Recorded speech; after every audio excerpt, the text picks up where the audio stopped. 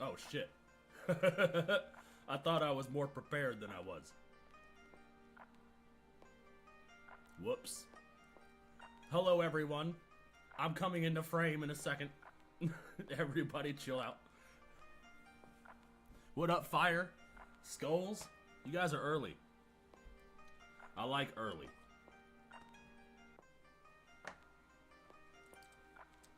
We're here.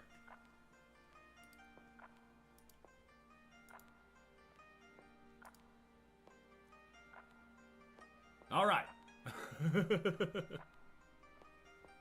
We're here. We're good. Everything's fine. I didn't forget a thing. We are on time. We're not muted. We're not muted. We've been prepared. Hey, Fire, how are you? I feel like I haven't talked to you in a minute. Hope everything is going well. I'm gonna chill here for a second. Let people get in. Make a few announcements. And then we're gonna watch some YouTube. And we're just gonna chill for a minute. Okay? We're just gonna chill for a minute. While I wait for this other game to load. I've been interested in this game. But there's also been some things on YouTube that's been catching my attention, so I would like to watch them with you guys. You're good, thanks. Been sick for a while? Oh, that sucks. Yeah, it's that time of the year, man. The temperature changes, and it fucks with you.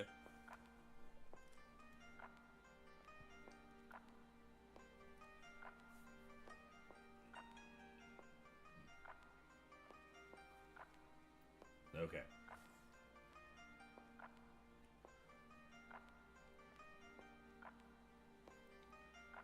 I had a whole plan in my head that I was going to tell you guys about, and then I don't. And then my whole train of thought just crashed into a wall, bruh. Yes. We're going to watch some YouTube while I wait for this game to download. And then I've got some chips.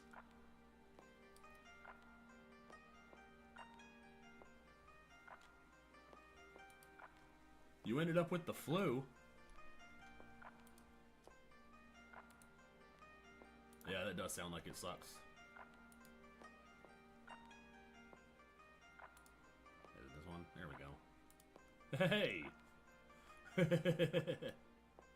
I added stuff to my watch later. Oh, so the game that I was looking at is Silent Hill F. And it looks like it's right up my alley, bro. So I bought it for myself for Christmas. And, think that's gonna be the next game that we play on the stream. You know what I mean? After a short break. After a short little gameplay break. Gonna watch some YouTube for a little bit.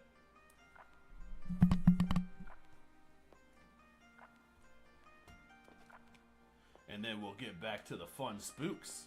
Get back to the fun, spooky, scary times, guys. Also, I figured since I'm not uploading any actual like PNG content to this channel anymore, I might just start uploading clips to it. I've already started uploading shorts. I'm sure you guys have seen the shorts, but I'm gonna start uploading actual like clips too. So gonna have that take over this channel. Seems like it makes sense. The clips that advertise this stream should probably be on the same stream. Should probably be on the same channel as the stream itself, right? Like if I'm using the clips to promote the stream, why are the clips on a different channel? Anyways, how we doing, gamers and lamers? We doing good, bro. We doing good. We hashtag chillin'. We chilling out, maxing, relaxing, all cool, you know?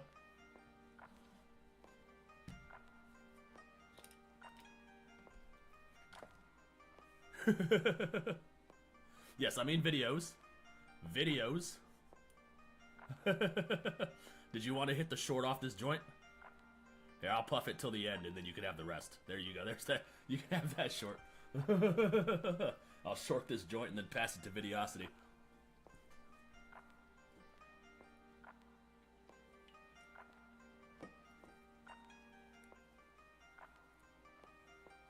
Which song is it? The song that's been stuck in my head is fucking Audioslave, Like a Stone. I don't know why. My ADHD brain does this thing where it'll hear something, connect it to a song, and then 3 songs later, that song's in my head for like a month.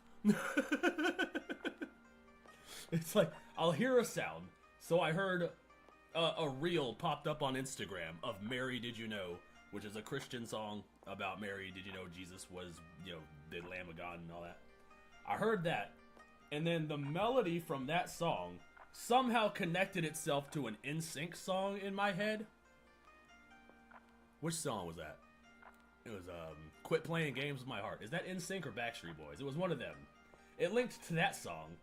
And then the melody from that song, I guess, somehow turned itself into the intro to Audioslave. And then that jingle bounced around in my head for like forever. Until I was like, what the fuck is that song from? And it bugged the shit out of me. Until it was all of a sudden, I was like, oh, shit. It's Audioslave, Like a Stone. And that song's been stuck in my head ever since. And it has been absolutely just fucking just fucking my brain up. It was Backstreet Boys? Yeah, okay, that's what I thought. Yeah, that song absolutely gets on my nerves, but it was in my head. Every time I hear Mary Did You Know, it links to Quit Playing Games With My Heart, and then that links to Audioslave, because my brain is ADHD as fuck. Give me 2 notes that sound the same, my brain's connecting it to something else. That's a completely different genre. Anyways, yo, did you guys know that Mr. Beast has a cartoon? This shit...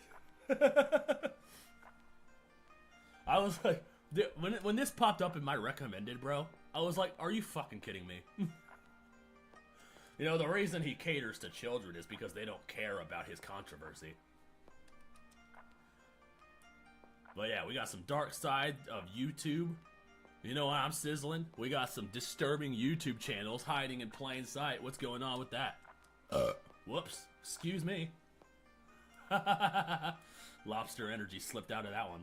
Anyways, we got some dark side of YouTube. We got some, we live in a simulation. We live in a simulation. You know what? Anybody here fans of the simulation theory? Got some of that in the playlist today. Think that'll be fun to listen to. As a game developer, I have made quite a few simulations that do imitate real life.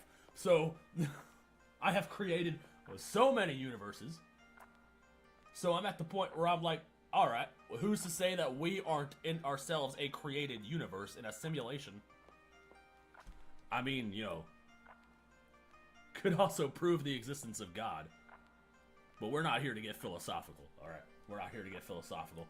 It's too early in the stream for philosophies, okay? Too early in the stream, we're not high enough for it yet. We gotta puff enough joints, and then we'll be high enough to talk about the fabric of reality. I'm good. I don't need to question reality more than I do. Right, bro? We all live in different realities. Depending on which corner of the internet we're on. And then I got Mr. Beast's cartoon. Apparently it's over, and it was weird. I didn't even know that he had a cartoon. This is the first time hearing about it. This might be the first one we watch today, because I'm super curious. And then we got some other stuff. We also got Shoe on Head. Well, I have not seen this video yet, so we got a lot of stuff to get into. It's gonna be a good stream. It's gonna be a good stream. And then after Silent Hill loads, we'll play some of that. Maybe I can watch the trailer real quick for Silent Hill F. It looks like it'd be right up my alley, bro. Hold on a second. Let me show you guys what I'm talking about. I know you guys have probably seen gameplay footage of Silent Hill F, so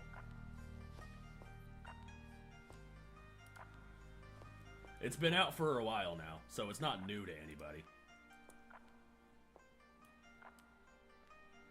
I'd Simulator. Simulator, I hardly know her. Here's the trailer for Silent Hill F. This is the next game we're gonna get into. Let me know if you guys can hear it. Enough already! Hinako, your father... It's not playing. Hold on, give me a second. Why isn't it working? Did you guys hear that? I'm not getting any... Oh, there it is. Okay. Stop sugarcoating! Yes! Okay, we're good. Sorry, I was looking at the wrong audio. Wrong audio gauge. Audio feed thing. Alright. This is the next game we're playing. Silent Hill F. Enough already! Hinako, your father... Stop sugarcoating it! So cut the crap and apologize! What? To me! To Tuko! To Mother! Apologize for all the trouble you've caused us! Dude, see, it takes place in Japan. That's right up my alley, bro. A horror game, a Silent Hill horror game taking place in Japan. Let's fucking go, dude. The F stands for fun. F is for friends who do stuff together. U is for you and me. N is for anywhere, anytime at all in Silent Hill F in Japan. There, back to the video. I do quite envy her, though. I can't believe it was her. I have to say, I'm rather jealous. Why her of all people? Ooh.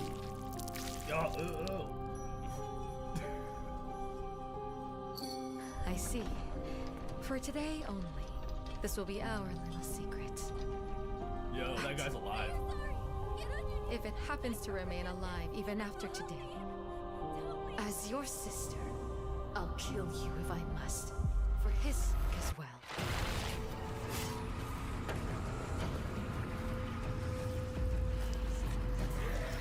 Like, bro.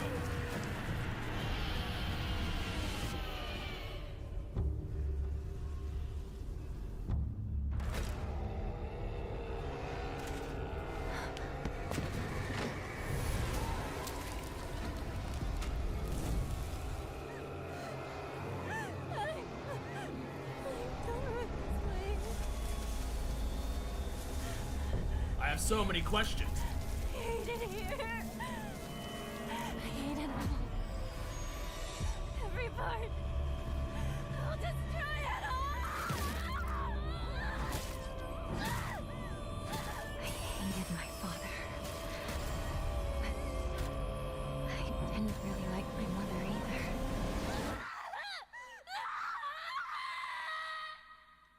either. Dude. Let's go. That gets me so hyped. So yeah, that's gonna be the next game that we play. We'll probably play that in a couple weeks. Or at the end of the stream. Or whenever. Whenever it finishes downloading. I haven't really decided yet. But right now, your homie needs content. So we're gonna watch some videos here. I've been curious about Mr. Beast's cartoon. Okay.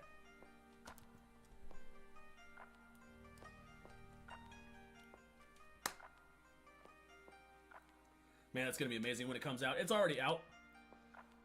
It's on Epic. I downloaded it just now. And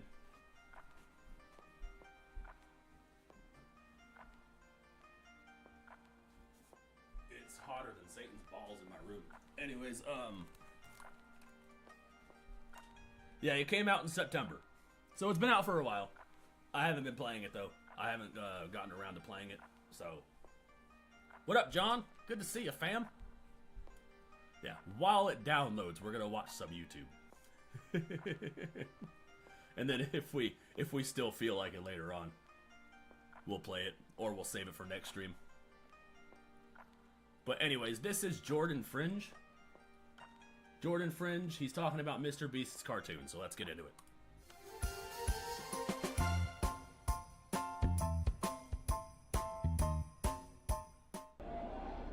Fringe mess.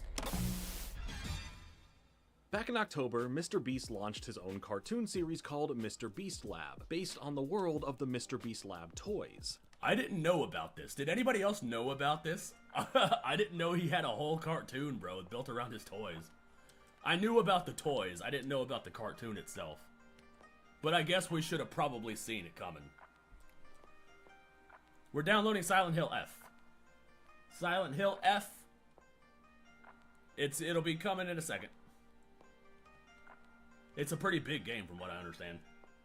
So I have to download it and then optimize all the settings and so it runs on my computer without lagging too much.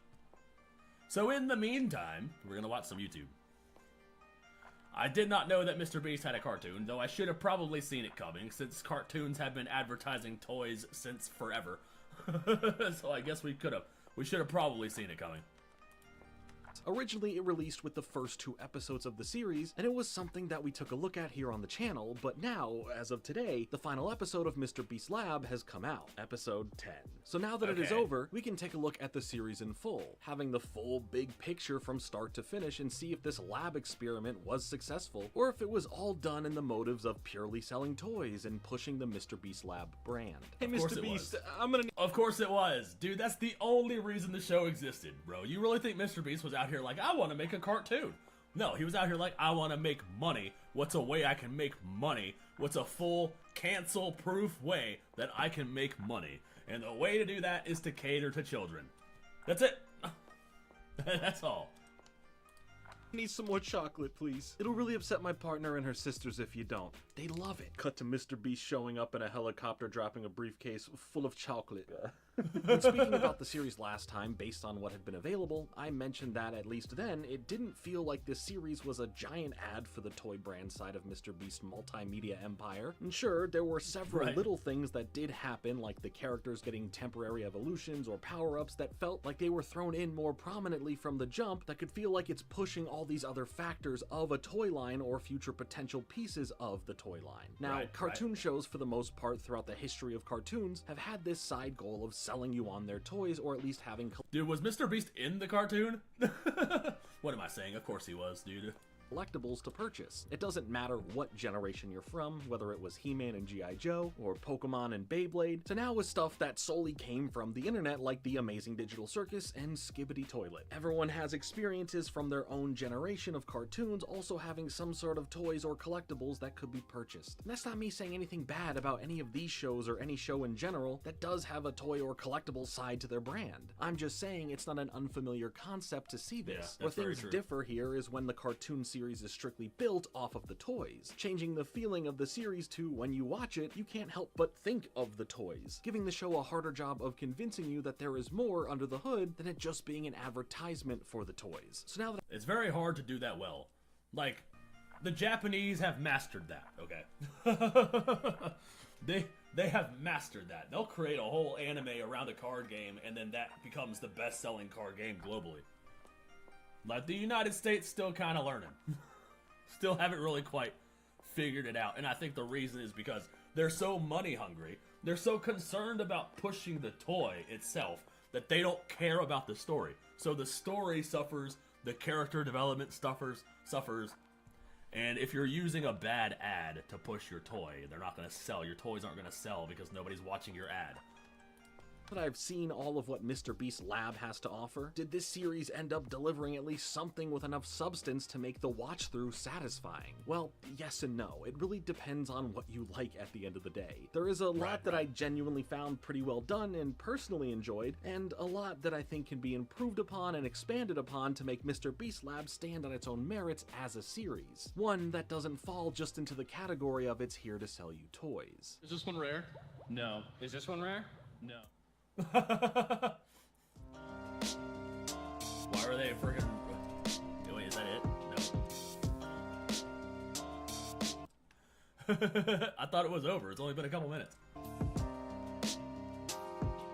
When it comes to the series telling a complete story, does it really give you something to take away? Whether that be you just having a fun time or wanting more of it or even wanting more from it. Story-wise, we start off the series with MrBeast himself as he is in his 100 level lab of creations that he has made, having them all as this ultimate defense in fighting these shadow creatures that are attacking their world. Once the shadow creatures, who are known as the Shroud, end up capturing Jimmy and start messing up the lab throughout its many levels, we end up following Panthar, who leads a mission to help save MrBeast, the lab, and possibly the world, as he then meets other creatures that become allies on his journey.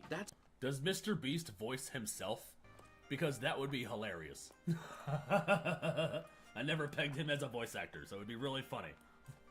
That's the basic premise we follow from the start, but from there, does it all equal out into a fully coherent piece of media in the end? Each episode of the series is only about 3 minutes long, so with 10 episodes in total, we really get a season of a series that comes out to about 30 minutes in length. I try to look at this as more of a pilot when all of the parts come together, something that can be used as a proof of concept if the series were to be turned into something larger. But the problem in viewing the series as essentially one full episode of a cartoon is that the pacing is all over the place. Because the series is designed as these 3-minute extremely short form episodes, each episode tries to pack a whole bunch of stuff into each one.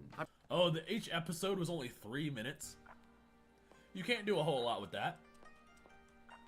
Brought this up before in the last video that it already felt like the series was too fast-paced, pushing a lot of action and a lot of jokes all of the time. That same feeling can be applied to the rest of the series, where things feel like there is just non-stop stuff happening. But I was more surprised that the non-stop factor pushed way more into the comedy side of things rather than the action. So oddly enough, the action aspect takes a major backseat, either only slightly happening within an episode or not at all sometimes. Because the nature of the show is done in these short 3-minute bursts, the reason it all feels like one big episode is from how the episodes start and end. There is no filler. The episodes for the most part start right after the previous one ends, and a lot of them end with something starting to happen that then continues right at the start of the next one. And so okay, so it's just one long episode. Oh, okay, so if each episode was 3 minutes long, and there's 10 episodes, you basically got a 30-minute freaking pilot. Yeah, okay, that makes sense. I don't know why you wouldn't just drop it all together as one video instead of just separating them into 10 chunks that you can't even digest well. But so if you place them on a timeline with no cuts, it all feels like one sequence rather than these moments that we come in and out of for the series. Why didn't you just make it a movie? You could have just made it a kids movie about these freaking things. These bananas, or whatever they're called.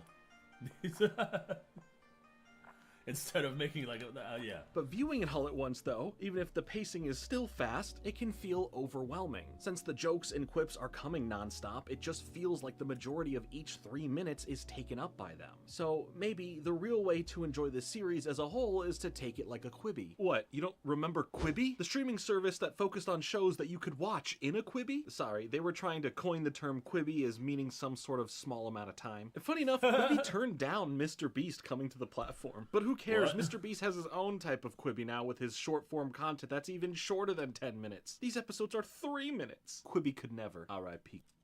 Dude. Did he make them 3 minutes because everybody's attention span is 3 minutes? All the short form content is 3 minutes? MrBeast's marketing is like peeking through all of his shit. Quibi. Structurally, as the series goes on, we have Panthar here gaining more powers and understanding the ones he was already designed with. And rather than this leading to it all just being the reason he's the quote-unquote most powerful beast of them all, there's a moment where Panthar has to face off against another powerful character who had been taken over by the darkness of the Shroud, and in this fight, we see how Panthar ends up using each power that he has learned to stay in the fight and even help his friends. It gave them a purpose regardless of how fast in reality this all goes by, but to be fair, they are being tongue-in-cheek with how fast the series is, with certain build-ups and shocking reveals and all that. So I do appreciate that within the little time there is in each episode, they don't waste that time. And if things are moving... Good to see you, fam. They're short because they're just an ad. Yeah, pretty much, dude. Yo, Alien Bros, did you know MrBeast had a cartoon? What is this? What is this shit, dude? too fast for certain emotional or impactful beats. They don't try to sell you on you needing to feel for the characters you really can't be attached to this fast. They play it up with the campiness of Panther's dark brooding tone, or from Banana's sassiness. The animation is pretty decent for the most part throughout the series, but there are plenty of moments where the characters do feel stiff, and it does feel like a lot of the mouth animations for talking aren't really in sync with what's being said, and just kind of moving to move, just to show that they're talking. If there was a bunch of It's just an ad. They don't care about any of this shit. They don't care about freaking actually making a quality show. No, I didn't, but I'm not surprised for some reason. Yeah, of course, right? That makes sense, dude. Why wouldn't he? Why wouldn't he? He's freaking been making Lunchables and fucking teaming up with Logan Paul, making toys and candy bars. He's obviously catering to children. It was only a matter of time before he made a children's, like, fucking Saturday morning cartoon looking ass type shit. just to promote his toy. Action going on, things get visually more interesting, but other than that, it's fine. The animation's fine, but nothing that will really blow you away. And that's okay. It doesn't need to be this massive showcase of the best animation you've ever seen. I was never expecting it to be that. The jokes, which yes, are always going to be subjective, are hit or miss, most of them coming out as quick quips between the characters in the downtime of their journey through all of the lab's levels, but as well as being spliced into the middle of action scenes. It was really interesting to me that the series leaned into the comedy more so than the action. While there is usually at least a small bit of action per episode, it really gets put to the side, giving the majority of the runtime to the banter between Panther, Banana, and Silverbite. This also extends to other characters they meet along the way too. Speaking of jokes in general, names? while some are pretty silly and mainly more on the childish side, which would make sense with the series being based on toys made for kids, some of the jokes are a bit more risque than you'd expect. And from the dialogue in general, there's also some light cursing here as well. It definitely caught me off guard based on what this series is tied into, but I didn't mind these additions because it felt natural in the moment, and at the end of the day, it was nothing bad enough that I think would be too inappropriate for younger audiences. Majority of the time, things are pretty standard for what you'd expect with the jokes though. There's even this one really good Batman copyright related joke that happens during the introduction.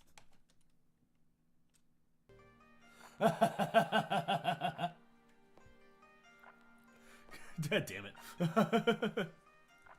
That made me laugh way harder than it should have. Of another character where Panther, Silverbite, and Banana have a fun back and forth about how to address this character and what does or does not infringe upon Batman's copyright. There is some genuinely good stuff to be found here, and I think that deserves its props. And thanks to the voice acting from people like Fred Tatasciore, Julie Nathanson, Corey Yee, Vanessa Marshall, Todd Haberkorn, and Jonathan Ha, the characters do feel pretty authentic. I believe in the banter. Okay, I need to... I guess I'm getting old, man. I don't recognize any of these people. I only recognize the voice actors from back in the day. They have with one another, and in something like this that needs some real credibility to give you a reason to watch, it helps make all the difference to the series being taken more seriously as a cartoon instead of just something made lazily because it can lead to more toy sales. Speaking of toy sales, yeah, there are a few things that really push into the toy market, and that mainly is thanks to the swarms. Swarms are basically these creatures that are smaller in size and made by combining the base creature and some household item together, and they are also a real part of the toy line that's out there. And the series spends a bunch of time introducing them, explaining how they're created, and then coming back to this again later in the series. Sure, they do give it an in-context reason for them being a part of the story, but when you bring in this version of Jimmy on the computer screen that acts as an AI to explain essentially what the swarms are and to sell you on them, it feels too much like Mr. Beast is telling me directly how much fun it is to create the swarms. And oh, would you look at that? Yeah, you can buy the swarm making toy sets. Again, there's a level of that. Oh man, nothing's better than a Saturday morning cartoon where the creator of the cartoon pops up in an animated AI form, starts advertising the toy version. Literally ran a sales pitch in the middle of his show. What the fuck, dude? Can you imagine watching Beyblades or something?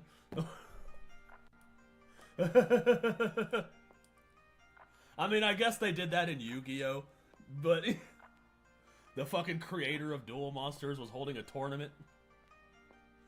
But that was before they even made the card game. So I don't even know if the same thing, I don't even know if that applies here.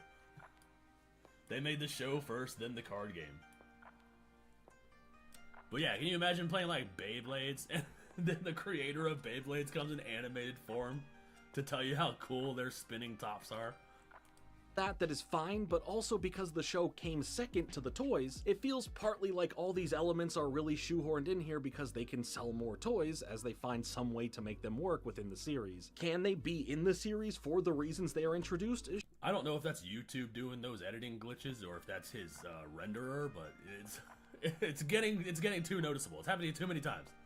Sure, that's He's glitching fine. here. Did there need to be a whole episode dedicated to explaining and showing the process of making swarms? No, I don't think it needed this much dedicated time. They're trying to sell a product. What do you mean? Oh, no, he's not done yet. Here and there with... We also don't end up meeting too many new characters along this journey, just some here and there, with the best one in my opinion being Echo Wing, as his character ends up going from this pacifist who doesn't want to team up with Panther to help on their journey, to then being caught by the big baddie here of Shadow Coil, forcibly turning him evil and sending him in to get into a fight with Panther. I think it was interesting to have a character that is against fighting who is then forced to fight the main character who just wanted them to be a part of the team and help them. It also adds some weight to Super Coil being an evil character and having the ability to turn creatures evil. This fight between We're gonna watch this. Hold on a second. We're gonna Dark finish this video, Echoing and then Panther I'm is gonna pull up definitely what a you just crucial sent me. moment for Panther specifically. It's the one where we get to see him use all the powers that he's learned throughout the series. We also Yes. get to see Mr. Beast being tortured by Super Coil, trying to get him to explain how to create pandemonium particles, which is the essence that creates the creatures in the first place. So that's part of the why and what the Shroud are doing what they are doing here. The penultimate episode of the Okay. series does a Dude, at least the Shroud have some motivation. You know what I mean? They have some reason they're doing what they're doing. They're not just like, oh, we're evil. We're just gonna destroy the world because we're evil, and evil does what evil does. You know? At least they have some sort of reason. good job at bringing in a pretty crappy situation for Panther, but really bringing in a pretty crappy situation for all of the other characters that we've met so far in the series, as well as Panther's two main sidekicks. The final conflict is set up pretty well. There were some big moments that can really impact Panther, and it felt well done enough for only having, you know, like 6 minutes to really set up the stakes between episodes 8 and 9 before the big ending of episode 10. Now, speaking on the finale, was it able to end in a way that made the journey worth it? Well, it's weird. The big finale really isn't so... That's not a good sign. The ending didn't wrap up the ending didn't wrap everything up in a neat little bow like it should have been. big in substance, but rather it's big in setting up something else. From the build-up of the previous episodes, we get a bit of a twist that kind of takes away this big battle, then it half undoes some of the other things that had just happened in the previous episodes, with us then also getting more friends of Mr. Beast popping up like Nolan and Chandler. But that's not even it, Nolan as there and was then Chandler. another big... Why did Chandler... Was that... No, hold on, wait. Mr. Beast popping up like Nolan and... Which one's Nolan and which one's Chandler? Is this one Chandler? Why does Nolan look like Shaggy from Scooby-Doo? But with a different hair and a beard.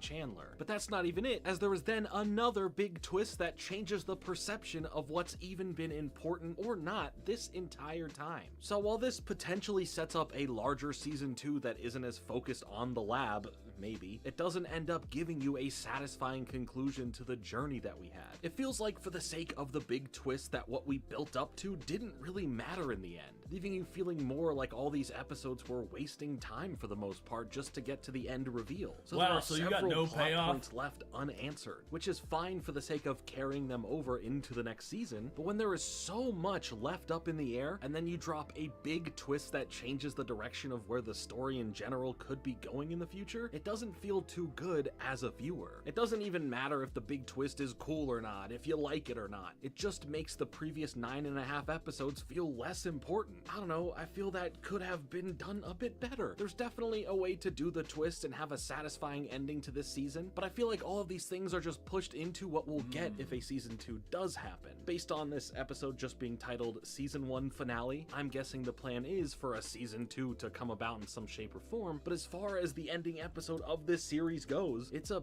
Yeah, dude, I agree with... Oh, what's up, Wild Gamer? Yeah, dude, I agree with that, bro. Like, with the amount of money that Mr. Beast has, and the amount of investors that he has, and the amount of sponsors and shit, and all the different things that he does with all his reaction channels, and his main channel, his philanthropy channel, his Spanish channels, he could have hired people who are, like, the top of the line at their jobs. Like, and made a masterpiece of a movie that would accurately and appropriately advertise for these toys. But it seems like he just kind of shit the bed with this one. I don't think his budget was big enough to make a satisfying kid show. Bit of a letdown in a lot of ways. Again, sure, other things introduced right at the end seem interesting for the next season, but at face value, I think this wasn't a great way to end the first season. We get Rob. Yeah, it's animated like a Saturday's morning cartoon. Like you would wake up Saturday morning, turn on cable, and eat with a bowl of cereal watching this. You know what I mean? It's kind of on par with those kind of shows, like, if we're being honest. Like, those shows aren't, like, masterpieces. But, like, in terms of creating a show that advertises a toy, like, there are ways to do it well. And it doesn't seem like they did it well. Robbed of a lot here in favor of just teasing what's coming next and just disregarding a lot of other stuff that mattered to the other episodes. No, your grandfather died? I'm sorry, dude. My condolences to you. That's a sucky way to kick off the new year. Ah, hey, sorry, I didn't mean to scare you there, but now that I got your attention, can I tell you about my code, which is Fringe, that you can use for 10% off at GamerSupps anytime you purchase. Fringe, you've saved 10% off. Thank you so much. I appreciate it. Okay, You're back welcome. to Mr. Beast Lab. What's next for all of this? Mr. Beast does seem genuine enough about having excitement over making cartoons. I went over a lot of what he said in the last video, but with Mr. Beast Lab being a part of the overall Mr. Beast brand, I do see future episodes, a whole season 2 or more, that can easily come about depending on how it's all been received. Regardless of whatever happens to Mr. Beast Lab, the cartoon series, there's a reason why the channel is called Beast Animations. Oh, he made a whole animations channel. Okay. Yeah, Pokemon, Digimon did it right. Beyblade did it okay. They're frickin' Yu-Gi-Oh did it right. Yu-Gi-Oh made the show before the card game, but they still had to create the rest of the shows around the card game so the card game makes sense with the show. But they still did it right. There are ways to do it well. And then you got other TV shows that didn't really do very well. So, at least Venezuela is free. Dude. Okay, so I have not been keeping up with any politics, right? Let me go on a rant about this real quick. I have not been keeping up with any politics, right? So all I know is what's going on, what's been popping up on my homepage and YouTube, right? So while I was looking for things, looking on YouTube, I came across this freaking thing. Donald Trump captures the Venezuelan dictator or whatever. I don't even have to be following politics to tell you exactly what's going to happen. That's how stuck in a loop we are, okay? And nobody realizes how stuck in a loop we are. Okay, so Donald Trump kidnapped or captured the Venezuelan dictator for some reason, right? Probably. It's probably for a good reason. I don't know the reason, but I can tell you what the reaction's gonna be. The Democrats are probably all up in arms, right? They're probably all protesting in the streets because Donald Trump's the next Hitler, and he kidnapped the president of another nation. Blah blah blah blah blah blah. Right? Is that what's gonna? That's it. That's probably what they're saying, right? The people from Palestine are probably being like, "Hey, wait a minute. Whoa, I thought you guys were over here. Why are you Venezuela now? I thought you guys were over here." Ukraine is probably like, "Wait. I thought you guys were over here. Now you're over Palestine. Now you're over in Venezuela. What's going on?" Right? And then all the people in Venezuela are probably super happy about it, right? Because their dictator's gone. Now they gotta elect a new leader, right? Because their dictator regime's probably finally toppled, right? And then everybody's probably going to be up in arms about it because Donald Trump arrested the Venezuelan leader but didn't arrest anybody in the Epstein files. And then in about a week, something new is going to happen, and everybody's going to forget what's going on. Right? Is that what's going to happen? Let me guess. Because that's how it happens with everything. With everything. It's the same shit on a different coat of paint. It's a different coat of paint on the same car. It's different shit, the same toilet, bro. He probably did it for a good reason. I don't know any of the details. All I know is what happened. And I can already tell you how it's gonna turn out. And that seems to be it. That's why I don't follow the politics no more. It's all the same shit. Just let Donald Trump do what he's doing, bruh. If he was really gonna destroy the country, he would have did it by now. Stop pretending like you fucking know what he's up to. Alright, nobody fucking does. Just live your life. Stop pretending like the world's over every time he freaking does something. Doesn't even feel like a different coat of paint on that same shit, right? Yeah, dude. I can't even. It's all the same. It's all the same. Something happens, reaction, and then it's always deviating from the facts. The facts are always... They're always not that bad. They're never as bad as it always seems. But fucking in 2 months, the Democrats are gonna be screaming about another country that Donald Trump is getting involved in. So, like, and our lives have not changed once. From the Ukraine shit, to the Palestine shit, to the Venezuela shit, our lives have not changed once. So why everybody mad? Just shut the fuck up. The Venezuelan people are happy. They're happy as fuck about it, apparently. I'm probably guessing. So, everybody needs to chill out. Just live your life. Back to the show. And from what I do know, there are other animated projects, shorts, and more all being worked on that will come to this channel, most likely. I'll say that just in case the plans have changed or if none of that even comes to fruition, but I sure hope it does. If Mr. Beast is as serious about animation as he claims to be, I want to see other animated ventures come from him, his team, and those working on the animation channel all eventually come out. And look, if there's ever an opportunity to come aboard the Beast Animations team, I'm willing to bet Putin's regime won't live to see the end of the decade. Probably not. I don't know. I don't really care. I think Putin's doing fine. You know, for all things considered. But yeah, I don't know. What makes you think? What makes you say that? That's a good follow-up question. What makes you think Putin's regime won't live to see the end of the decade? I'm curious about that. I'm not debating, I'm just curious about your opinion, or your take. and work with ideas, planning, consulting, etc., I think that would be a lot of fun. And I'm not expecting Jimmy to call, nor am I directly just asking for a job here. It's just that I see potential with this stuff, and I have plenty ideas, and I'm just putting my hat in the ring, should such an opportunity arrive. But for now, those are my overall thoughts on the Mr. Beast Lab cartoon. I think for what it was, it does have a lot of potential in being even better with whatever happens next. There's some decent animation, solid voice acting, and the right amount of room to grow. And again, I am interested in what other types of animation he and the team working on the Beast Animations channel bring out eventually. But until then, please let me know all your thoughts on the Mr. Beast Lab cartoon series. Yeah, okay, so actually for a first show, I mean, it's not bad. It didn't look terrible. For a first, you know. I'm pretty sure he's gonna have different shows. And he'll probably end up with his own channel on TV or something. Well, maybe not that. They don't do that anymore.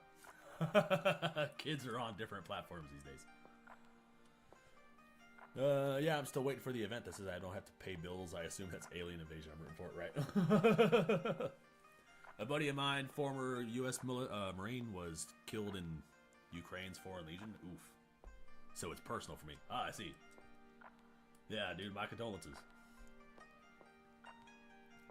He can't take over a country, not even half of Russia's size, and his military is falling apart at the seams. Ah. I guess we'll see. Time will tell. I'm personally not invested in any of it. You know what I mean? I don't really follow politics anymore. it's just eating away at my soul, bruh. You know what I mean? Politics and just general commentary, all of it is so negative. And you know what I mean? You're walking around negative, paranoid, scared, and pissed off all the time. It's not good for your soul. Not good for your mental health either. So, I've just kind of stepped back from all of it. When I'm not streaming, I'm just kind of playing video games in the living room. Or watching anime. Or watching random shit like this. You know what I mean? I don't watch anybody that I used to watch, like, even 2 months ago. Like, it's crazy how much my life has made, like, such a drastic change in just the content that I'm consuming now. And how it's affected my moods. Like, it's kind of crazy. But my mental health is better. And that's good.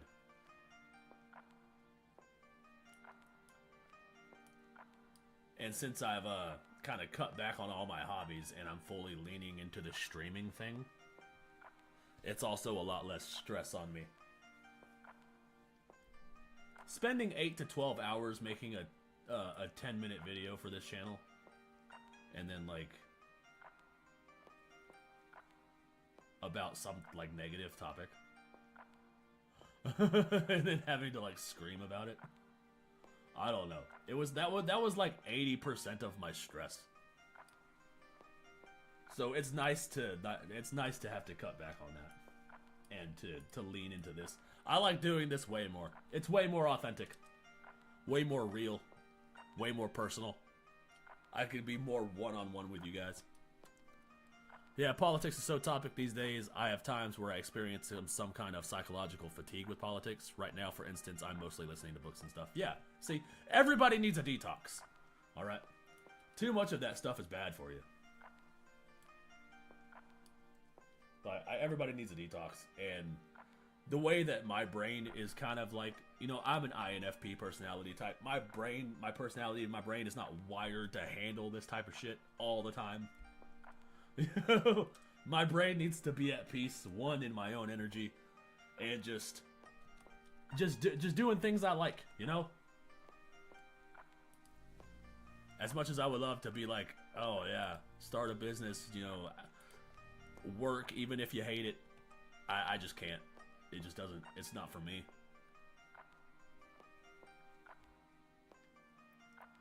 Honestly, that's why I post shit to your content. It's more fun. Yeah. Yeah. I don't have to talk about politics, and I still get to make people mad. Yeah.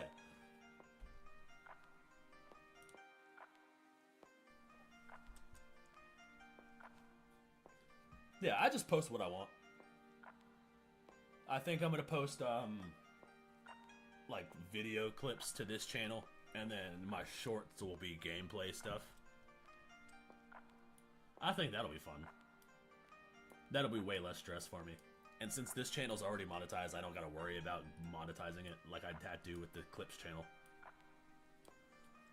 So it just makes sense. We're figuring it out. We're figuring it out. 7 years on the platform, we're figuring it out, you know? What's next? Should I watch Shoe on Head? There's a lot of good ones here.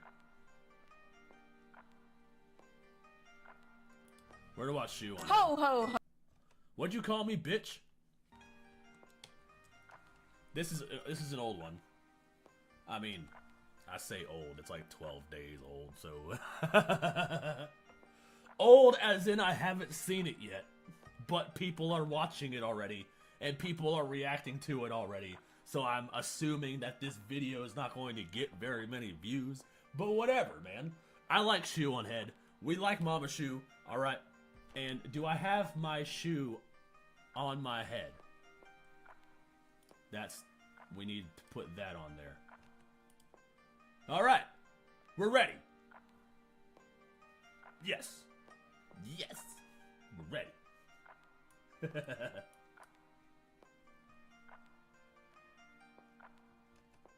Ho ho ho! It is I, a jolly elf from the North Pole, here Yay. to do Santa's bidding. Let's see if you are on the nice or Oh, yeah!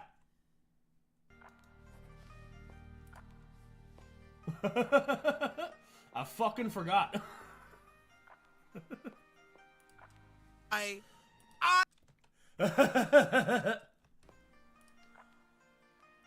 We're gonna watch this first, because I said we were gonna, and then I completely blanked on it.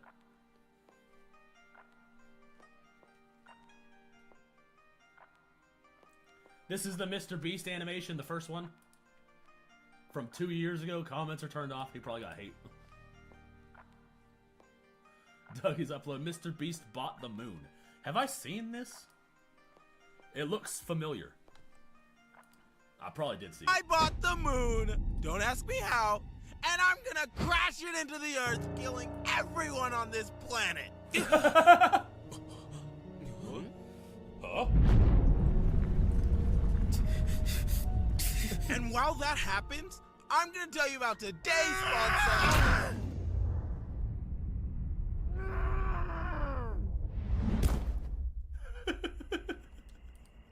I'm gonna tell you about today's sponsor.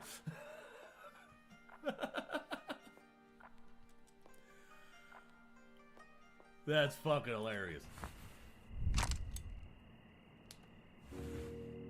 Shut it off. Now. No.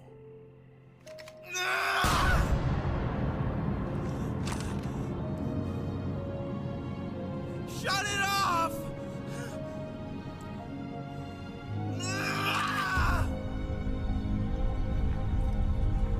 Shut it off!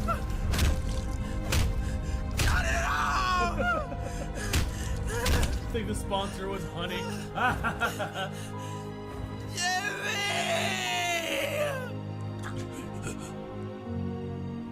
Jimmy. Carl. Is that Carl? I can't stop it, Carl. It was the only way.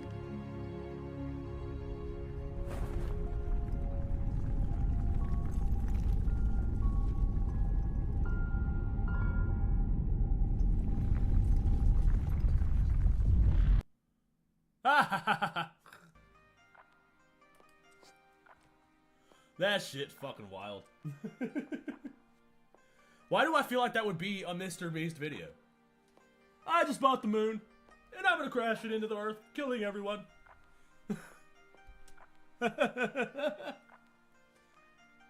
I just bought the moon, and I'm going to crash it into Earth. This is why nobody's allowed to buy the moon. Even moving it out of orbit would destroy the planet. We would probably be destroyed before the moon even got here.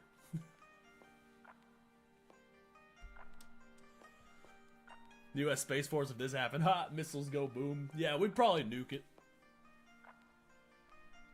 Actually, if we're being honest, all of the aliens inside the Hollow Moon spaceship would probably come outside and then eat Jimmy, and then destroy the jet, and then realign themselves using their anti-gravity, and then put themselves back into position. That's probably what would happen. Those are the real rulers of the world. The ones piloting the moon. We're gonna start Shu on Head Over. Cause I promised I would watch that after the Jordan Fringe video. Ho ho ho! It is I, a jolly elf from the North Pole, here to do Santa's bidding. Let's see if you are on the nice or naughty list this year, huh? Oh, that is a interesting internet history. Naughty, naughty list. Hell! Hell even. But don't you worry, Hey, Santa has my history is not that bad, you know. a Lot of special Python gift history. for you. Ah, yes, here it is. Merry Christmas. Man-made horrors beyond your comprehension. What is that? Wiz? Is that the app she's about to talk about? Dating apps for kids. I don't even know if I want to watch this anymore. Now, I know what you are probably thinking. A dating app for children? There's gotta be more to that, right? That can't be it. We're not at that level yet, right? It's been compared. I don't even know if I want to watch this. Dude, I don't want to fucking watch a dating apps for children. No. Not touching that with a 10-foot pole. That's going to piss me off. Yeah, that's going to piss me off. We're not doing that. We're not letting that taint our energy today, boys. We're not doing it. Da-da-da-da-da-da-da-da.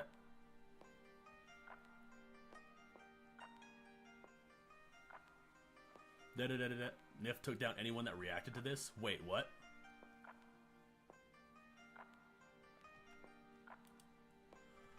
Oh. Well, it's a good thing I didn't react to it.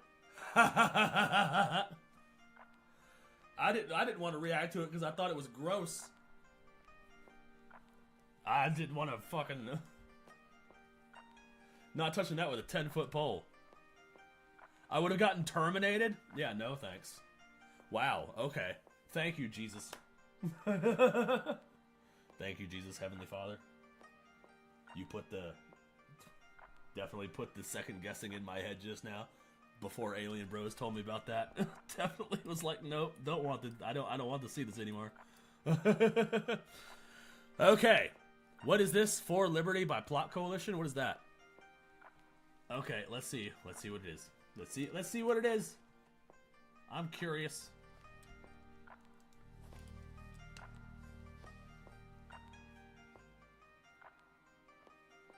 What? For Liberty?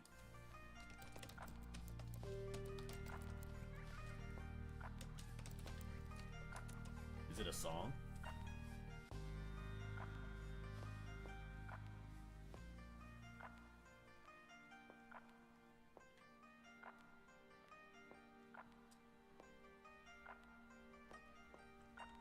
Oh, it's like a whole show. This is like an hour long. What the hell? Helldivers fan film. Oh. Well, this one's an hour long, so this one seems like to be the full series. Is there like an episode 1? There's a trailer.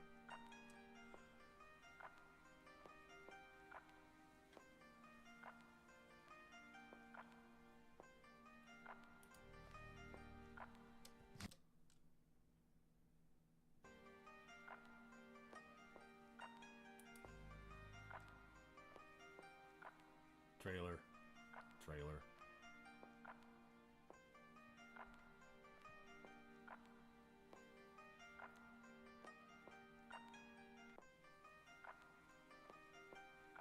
Oh, they're using Unreal Engine to animate it? That's pretty cool. No, it's just a film.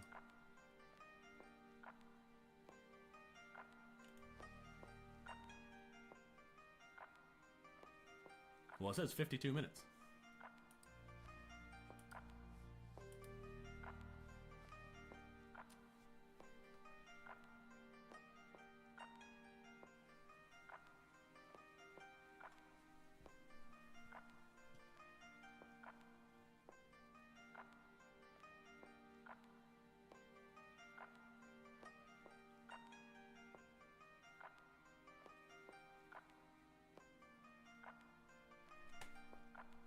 Yeah, it doesn't seem like it's in parts. It just seems like it's that one full thing. So, we can watch the trailer. If anybody wants to watch the actual thing, they can go for it.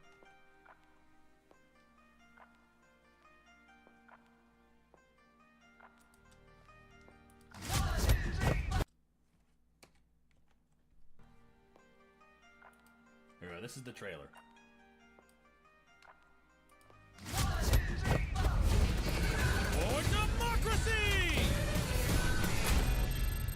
It was made after It was made after. Oh wait, fuck. It was made in Unreal Engine. That's what I was. It was made in Unreal Engine, which is cool. I like that. I like Unreal Engine.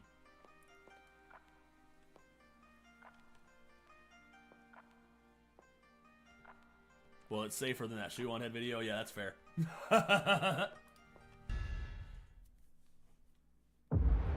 Listen up, valiant Helldivers. You all think you're ready? You might be.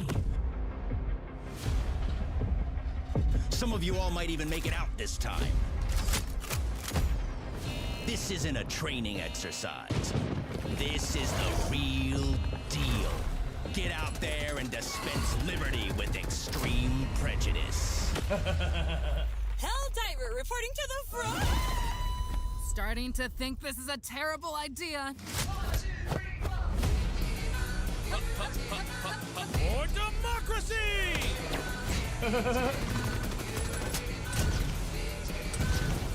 Who is that? We call him the veteran. He's lasted longer than any other Helldiver I know. And how long is that? 9 patriotic minutes. Sweet liberty. 9 patriotic minutes.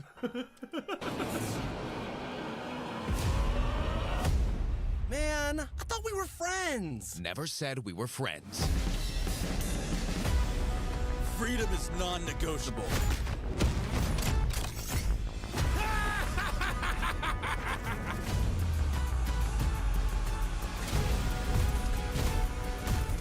Helldivers, you are our only hope. Are you ready? Hell yeah. I'm doing my part for Super Earth.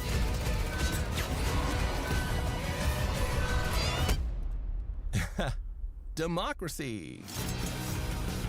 Democracy! November 28th. It looked good. But yeah, it's definitely a feature-length film. It's like an hour long. It's definitely something that I would watch. I would definitely watch it with you guys in like a watch party setting. But it's not something that I would like react to on stream. It'd be very difficult. I would have to pause it a lot, and then I would sit here. And I'd just be sitting here watching the show. But I would definitely like have a watch party and watch this with you guys. I think that'd be fun. I hear Spencer's drinks reviews for Deported. What? He's now in Mexico. Not Spencer. Oh no. That's okay. He never says anything anyways.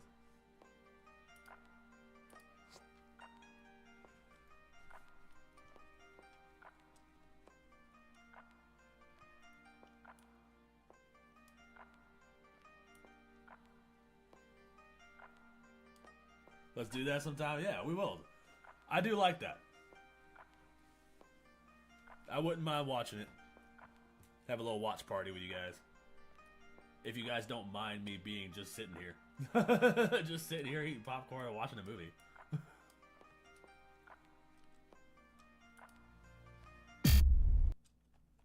Okay.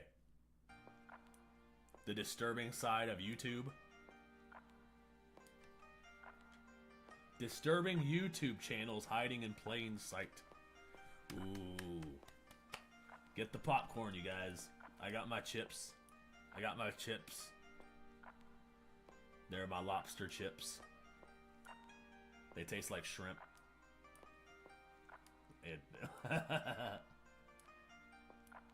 So everybody, it'd be fine with me. That's what's up, dude. I'm happy you guys don't care. I mean, that, yeah, you guys don't care if I'm like super entertaining.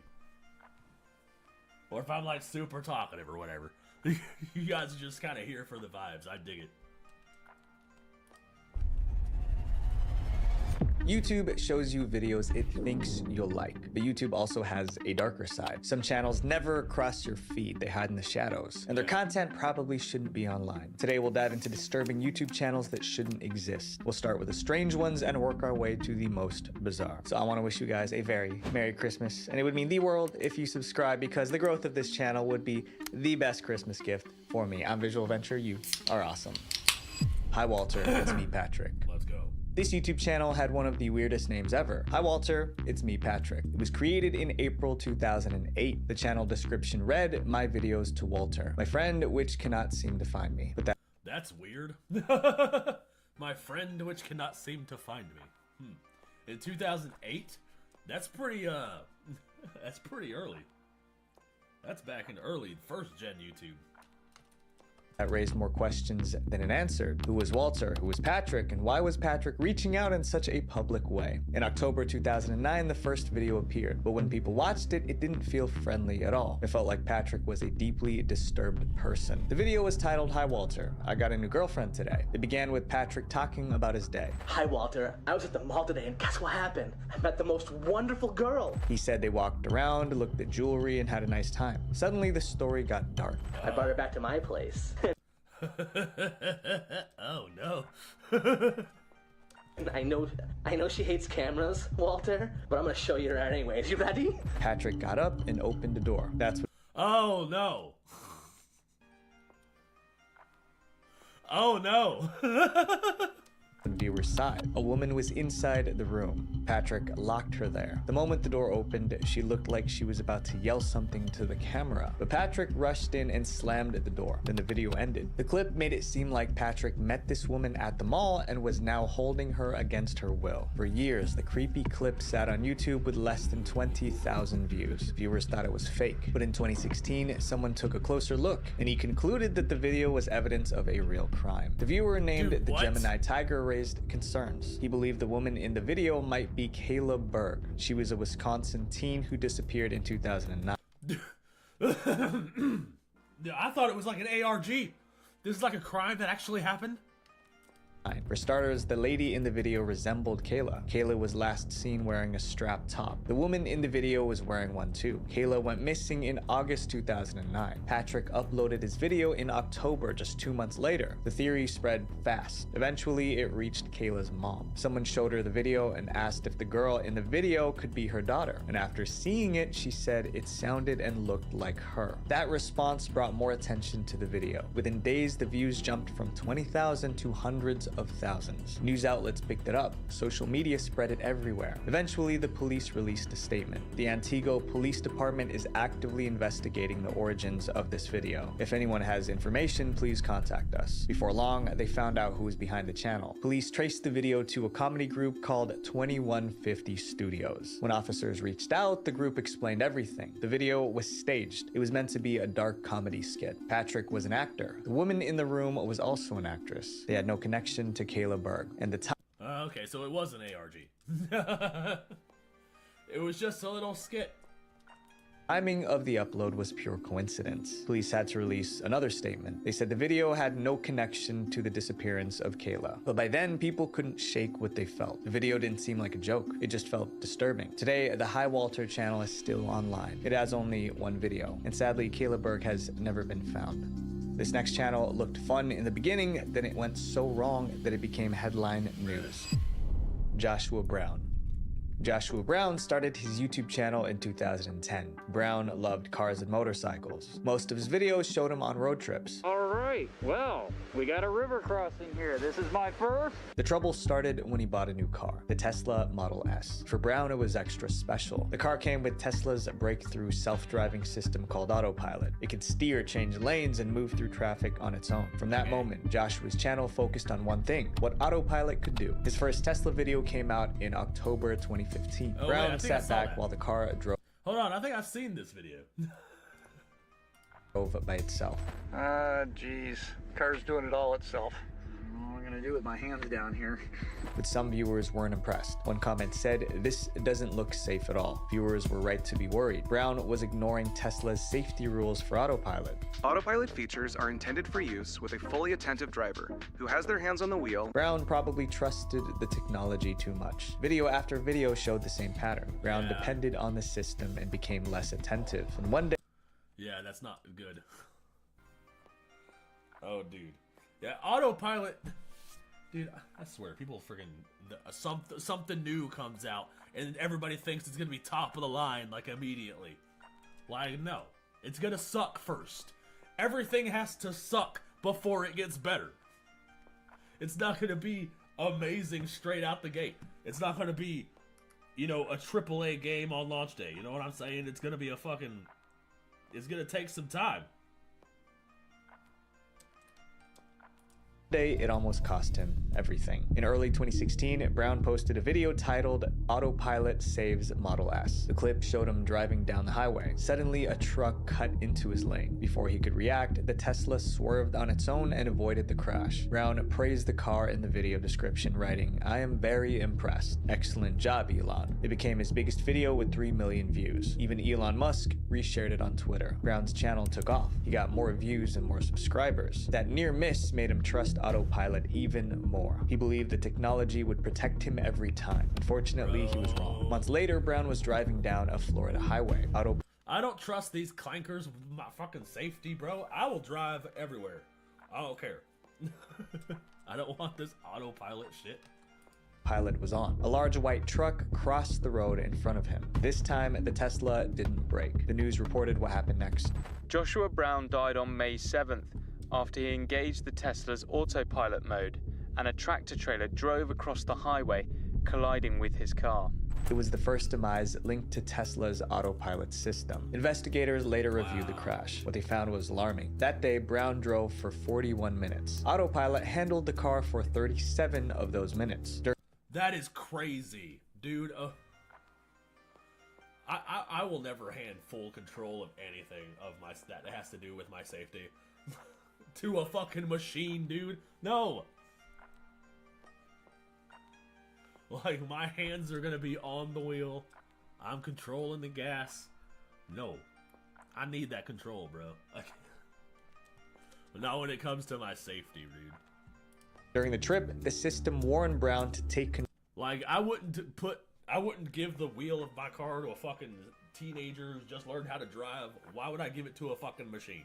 You know? Damn Rip Brown, yeah. Like, it's sad. It's sad, it really is. But, like, at some point, you have to be like, okay, he kind of did it to himself.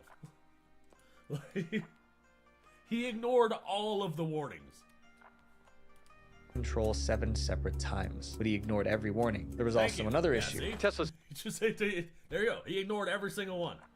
Says the car's system could not differentiate between the truck's white side and a bright Florida sky. Simply put, the AI sensors mistook the white trailer for the bright sky. That's why the car didn't stop. After the incident, people returned to Brown's YouTube channel. They left comments under his old videos. "Rip, man, sorry that Tesla couldn't save you the second time." Another wrote, "Thoughts are with your family. You risked your life in the name of science and innovation." But not everyone was kind. Some blamed Brown for putting too much faith in technology. Joshua Brown's channel is still online today. It's just videos of cars and motorcycles. But knowing what happened, the content now feels deeply unsettling. The guys behind this next channel didn't understand the concept of danger, and their content went way too far.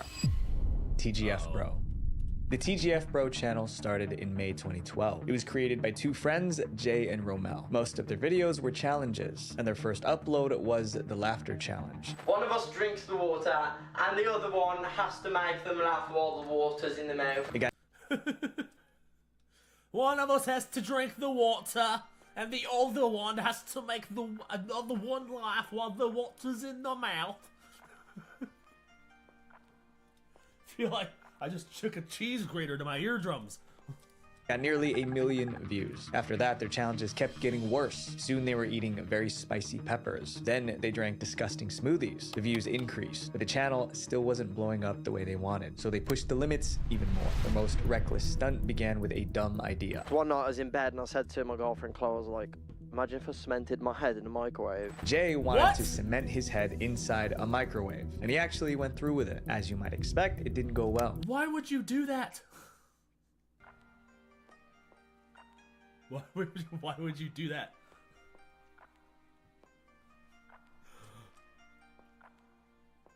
So he put cement. See, this is why I can't make that type of content, bro. You're gonna have to be more and more extreme until you're eventually doing shit that's gonna risk your life and you're almost gonna die. The microwave got stuck. After nearly an hour of trying to remove it, someone called 911. He has a microwave stuck to his head. I know this sounds like a prank call, but he was trying to film a YouTube video. Firefighters arrived and freed Jay. Later, Jay and Romel uploaded the video. It went viral with over 8 million views. But viewers were angry, not entertained. One comment read, "What frustrates me the most is that the time paramedics have spent with you may have affected someone else's survival." Even Jay's mom was so upset that she refused to speak to him for months. The firefighters who rescued him also tweeted. They said they were seriously unimpressed. After all the backlash, dude, yeah, everybody's mad.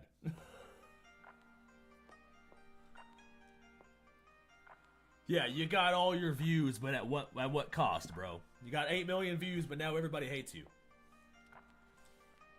Like, paramedic, the comment section hates you. Your mom's not talking to you. Even the paramedics are like, bro, what the fuck are you doing? Jay apologized. People assumed he learned his lesson. They were wrong. In March 2020, the channel posted another controversial video. In it, Jay and Romel hired a driving instructor to teach them how to drive. This is Richard. Dude, He's kindly giving me and Romel. Bro, are you fucking kidding me? I know exactly what they're gonna do. They hired this guy, this innocent victim right here. They're gonna put him in the passenger seat, and then they're gonna drive like a fucking maniac and try to give this guy a heart attack. That's what they're gonna do. A driving lesson. What the instructor didn't know was that the lesson was a setup. As soon as they got in the car, the boys ignored all of the driving instructor's instructions. The driving instructor snapped, and his reaction was caught on camera. When the video was posted, it got 10 million views. But once again, viewers were furious. The main issue was that it happened on a busy road, so viewers felt it put others at risk. One comment said, "I'm honestly surprised nobody reported them to the police." Well, someone did report them. Weeks later, police arrested Jay and Romel. They were forced to delete the video, and in 2022 a judge fined them each £1,000, which is a little over $1,000. And this time the boy you gave him a fine. Punishable by fine means legal for a price. All that means is that they're just gonna keep doing it, because that $1,000 they've already made that in ad revenue. You have given them nothing. A slap on the wrist. That's it.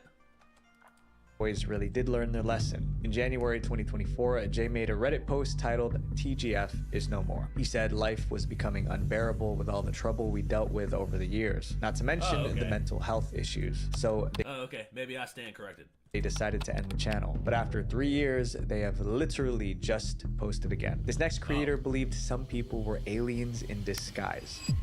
Sherry Shriner. Most people oh no, this creator. Okay.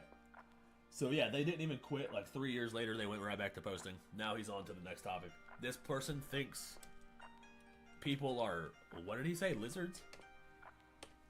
But after 3 years, they have literally just posted again. This next creator believed some people were aliens in disguise. Ah, aliens in disguise. Yeah, I'll believe that. It makes sense to me. Some people are just too weird, dude. Yeah. Some people just have that aura. You know what I mean? Some people just have that aura where they don't seem like a person. They seem like an alien pretending to be a person. Like, obviously I don't actually believe that, but you know, I can understand the thought process. Sherry Shriner. Most people laugh at conspiracy theories, but in 2008, a woman named Sherry Shriner took them seriously. So seriously that she built a YouTube channel around them. Her channel description sounded like a warning. It listed UFOs, aliens, reptilians, fake humans. I believe that conspiracy theories have nuggets of truth sprinkled into them, but I also believe that they've gone way too far. To that they're just far-fetched at this point. You know what I mean? Like, yeah, UFOs, aliens, reptilians, a hollow moon, CIA psyops, and all that stuff. Soul scalped? I don't know what that means.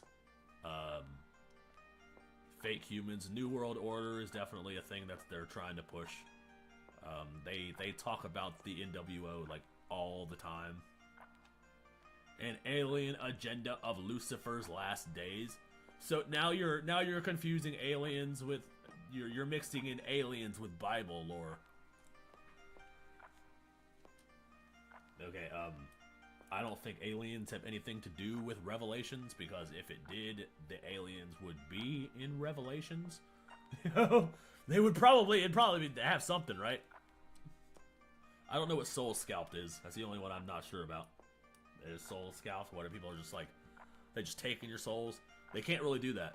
You know, they can't really take your soul. It's not theirs. Your soul belongs to God. It is not yours to sell. It is not theirs to take. They do not have the power to do that. The New World Order and alien agenda. Sherry believed these hidden forces secretly controlled the world, and she was determined to expose them. Her first video featured a man named Stuart Harrison. He claimed he had inside information about rituals happening inside governments. Stuart Harrison, aka Watchman X, bringing you what I hope you will find to be an exciting revelation regarding what is going on right now around the seats of power in England. Sherry presented his claims as proof. Soon she posted more videos with similar claims, but her audience stayed small. Only a few thousand people watched. Then Sherry raised the stakes. She started talking about lizard people. For years, the reptilian theory has circulated online. Lizard people! Not the lizard people! Not the underground reptilians! The underground reptilians have infiltrated our politics. You don't believe me? Just look at Nancy Pelosi. Nuff said, bro. Nuff said. It claims that some rich and powerful people are actually shape-shifting lizard people in disguise. Sherry didn't just... Barack Obama. Enough said. Just repeat the theory. She expanded upon it. The reptilians have been dominating Earth for the last hundreds of years, thousands. She even accused famous people by name. Queen Elizabeth, Barack Obama, Beyonce. According... Thank you. Thank you. Point proven. Thank you. Point proven. Put a check box in that conspiracy theory. Put a dash in the victory for nefarious. Barack Obama. And it's been verified right there. Boom. Proof. Full proof. That's all the evidence we need. That's all the evidence we need right there. Beyonce. Which means by proxy Jay-Z. Right? If Beyonce's a lizard, Jay-Z's a lizard. Which means a lizard runs the music industry. According to Sherry, they were all reptilians pretending to be human. Her audience didn't laugh. They believed her. They were desperate to protect themselves from the evil lizard people. That fear soon turned into a business opportunity. Sherry started selling something called orgone. Orgone is a small rock made from mixing metal shavings, quartz crystals, and resin. Dude, what? She even made her own rock? Let me guess. It's a rock that protects you against the reptilians. Yes? And the Illuminati. We can't forget the Illuminati. Illuminati, want my mind, soul, and my body. Illuminati. The Illuminati. The all-seeing tongue. Blah, blah, blah, blah. You guys, if you get that reference, you win a cookie. She claimed it could ward off reptilians and dark entities. You know, that orgone is definitely a weapon for his army to get busy doing in these last days. Yeah. The government's run by reptiles. The devil's coming, and the only way to save yourself is to buy my rock. These fucking grifters aren't even trying anymore, bro. You want to protect yourselves against the evil forces? Buy my rock. Do it. Small orgone pendant costs $34. Larger pieces cost up to $288. The money poured in. Her channel was no longer just spreading ideas. It was fueling paranoia, and it was only a matter of time before it led to a serious tragedy. Stephen Mineo and his girlfriend Barbara Rogers were devoted followers of Sherry. They trusted every... Oh no. Oh god. See, this is the problem. This is why you have to be responsible if you're going to be on the internet. If you're going to be a content creator creating content, and if you're going to be influencing a group of people, you got to be responsible. There's power that comes with that. There is power that comes with an audience.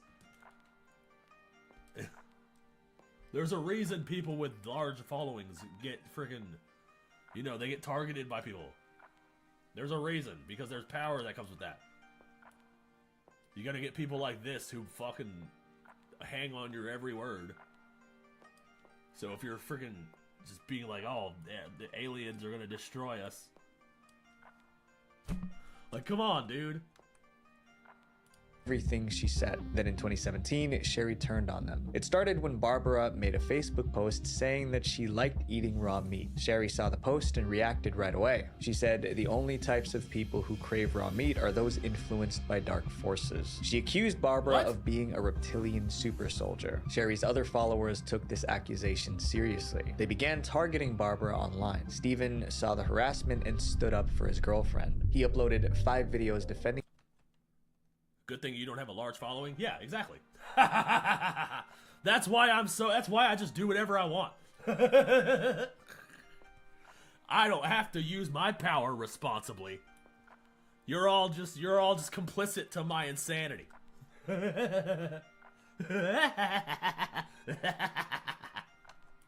Barbara and calling Sherry a fraud, but that only added fuel to the fire. For weeks, Steven and Barbara were under a non-stop attack. Steven struggled to handle the stress. Then in July 2017, something terrible happened. Barbara called 911 in panic. She said it was just the two of them alone in a room. Steven picked up a weapon. Somehow it ended up in Barbara's hands. It accidentally went off. Steven didn't make it. Barbara was arrested and charged. Dude. See, bro? They were a loving couple, and then they turned on each other. Friggin' took a weapon. He put a weapon on his girl. She ended up with it, and then it killed him.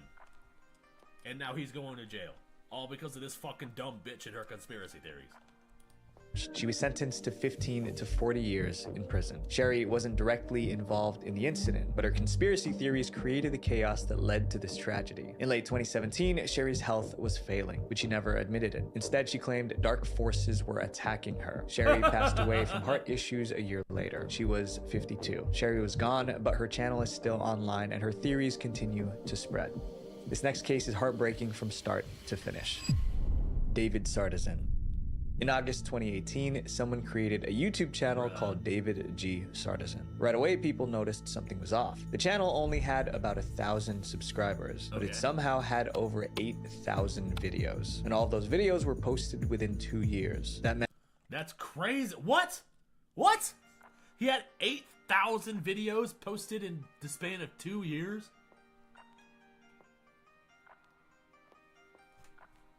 I have to do math. 8,000 videos in the span of 2 years?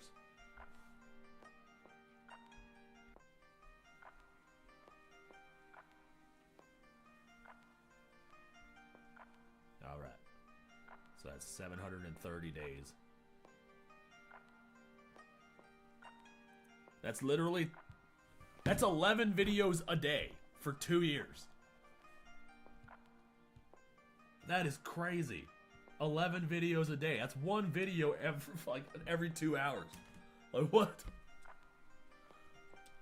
Meant the person behind the channel uploaded about 11 videos a day. Most creators can't keep up.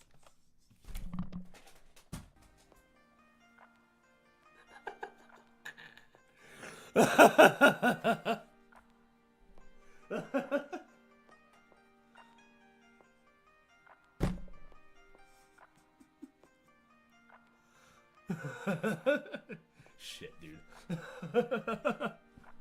I literally just sat here and did math on the calculator, only for him to say the exact same thing as soon as I unpause. with one video a week. Things got more mysterious when people actually watched the videos. They all looked similar. A TV was hanging on the wall, a show was playing, and someone was filming while lying in what seemed like a bed. The camera never moved, the room never changed, and the person recording never said a word. Most of the time, the TV show was Wheel of Fortune. It seemed like the channel was stuck posting different episodes of Wheel of Fortune. But one day, the videos started to change, and viewers finally understood what was really going on. From 2019, the new videos showed a different room. The walls were plain white, the light was brighter. A curtain divider stood beside the TV. It was obvious what kind of room this was. It's a hospital. That curtain next to Dude, it's a hospital. the TV. A clear indication that David wasn't filming at a house anymore, and that he was likely filming from a hospital room. Other viewers noticed it too. David was now recording from a hospital bed. Then came another change. The recordings began to shake. At first it was slight. Later it became constant. By late 2019, the camera never stopped trembling. Viewers also heard new sounds. Oh, dude. Does David had Parkinson's? Dude, what if it... That's crazy. Okay, hold on. Wait, we're gonna continue this. There were soft beeps and repeated clicks. One comment said you could hear some sort of life support in the background. Everything started to make sense. But maybe David's health got worse and worse, something that the shakiness of the camera could signify. Maybe this led him to be transferred to the hospital. If that was true, then thousands of people were watching David's health decline in real time. Then on November 6th, 2019, he posted his final video. It was another short clip of Wheel of Fortune. The camera never stopped shaking. After that, the channel went silent. Weeks passed with no new uploads. Subscribers were curious and concerned. In November 2019, someone figured out what happened. An obituary was posted for David Glenn Sardison. It said he passed away and thanked the nurses on the second floor of St. Vincent's for taking care of David. Now the theory was confirmed. David was recording his final moments. Viewers saw... Wait, St. Vincent's? St. Vincent's Hospital?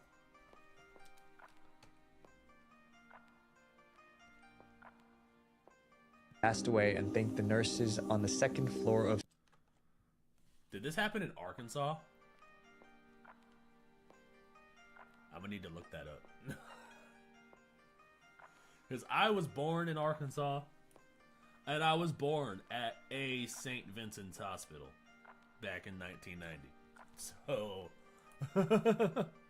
I was like, St. Vincent's? Wonder if it's the same one. For taking care of David. Now the theory was confirmed. David was recording his final moments. Viewers saw him move from his bedroom to a hospital bed. They watched his strength fade through the shaking camera, and now he was gone. The viewers of our next channel thought they were watching a kidnapping happen in real time. Alan Tutorial. In 2011, a man named Alan started a channel called Alan Tutorial, but he was teaching things that didn't make sense. The first video was titled How to Leak on a Piece of Paper. He explained what to do. You're gonna need a pad of paper, white paper, you need a fork, or you could use scissors. Then he let liquid drip onto the paper. It wasn't clear if it was water or something else. That was the entire tutorial. But somehow the video went viral with over 1 million views. Yeah, because it's kind of funny. Those like fake tutorials are they are kind of funny. 'Cause I'll be scrolling Instagram and something will pop up in my feed, and it'll be like how to move an apple from your left hand to your right hand, and it's just like a person putting an apple in his other hand. Like I can see how that would go viral. They're kind of funny. So Alan kept posting. He uploaded how to make mail into Square, then how to make a windmill. Each tutorial was stranger than the last, and Alan never showed his face. Then one video made viewers fear he might be in real danger. In June 2011, Alan uploaded a new tutorial. Halfway through the video, a loud banging started off camera. Alan froze. He sounded scared as he spoke to whoever was banging on the door. Who? Yeah? Doing tutorial. I'll be done in a minute. But the pounding didn't stop. It got more aggressive. When viewers watched the video, they were concerned. Then someone noticed a strange tag on the video. It read, Dad. Viewers wondered if this was a cry for help. Oh no. I'm back. Also had a shower idea while listening to you talk about lizard people. You may think it's pretty funny. All right. Lay it on me, bro. But Alan didn't explain. He just uploaded another tutorial as if nothing was wrong. However, each new video became harder to understand. Alan's room started to change. His belongings were scattered across the floor. Soon after, he uploaded locked out of room tutorial. This time, he wasn't filming inside his room. Somebody got